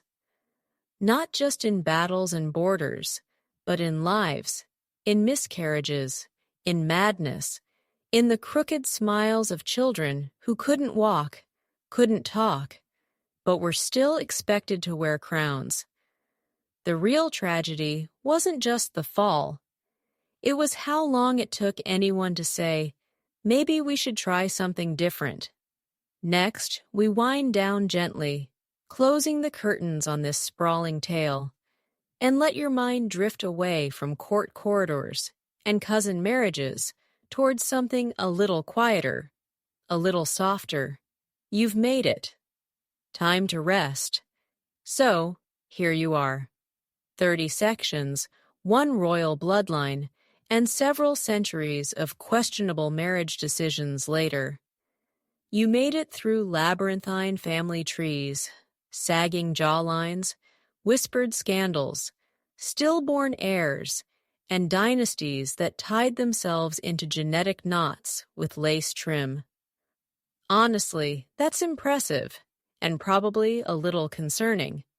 But hey, if you've been lying in bed this whole time, fan humming in the background, trying to decide whether Joanna of Castile was really mad or just had the 1500s version of burnout, then congratulations. You're exactly the kind of night owl this journey was made for. We started with a simple question. How did royal women become the biological architects of Europe's most spectacular dynastic collapses? And it turns out the answer isn't all that simple. Yes, inbreeding played a starring role, but it wasn't the only villain. These women were born into systems built entirely on control. Control of bloodlines, control of territory, control of their very bodies. Whether they were crowned queens or married off at 15, their lives were scripted from birth. Their destinies sealed by birthright in a family tree that looked more like a spiral staircase. And still, through miscarriages, madness, and the suffocating pressure of court life, they showed up. They ruled. They negotiated treaties. They raised armies. They educated children. And they wrote letters in 10 languages. Their stories aren't just about decline. They're about endurance, about what happens when women are expected to hold empires together with nothing more than diplomacy, piety, and a series of increasingly bad husbands. Now, as the dynastic dust settles, the lights dim behind the velvet curtains, and the smell of beeswax and old paper fades, it's time to drift away. Not into the chaos of royal courts or the weight of too many crowns, but into your own quiet space, away from the twisted thrones and the pressure of pedigree. You don't need to carry this lineage any further. Let your mind go soft. Let the names fade. Maria Anna, Margaret Teresa, Mariana of Austria, all of them slipping away like candle smoke. You're safe, you're warm, and you're definitely not about to marry your cousin. Sweet dreams, time traveler.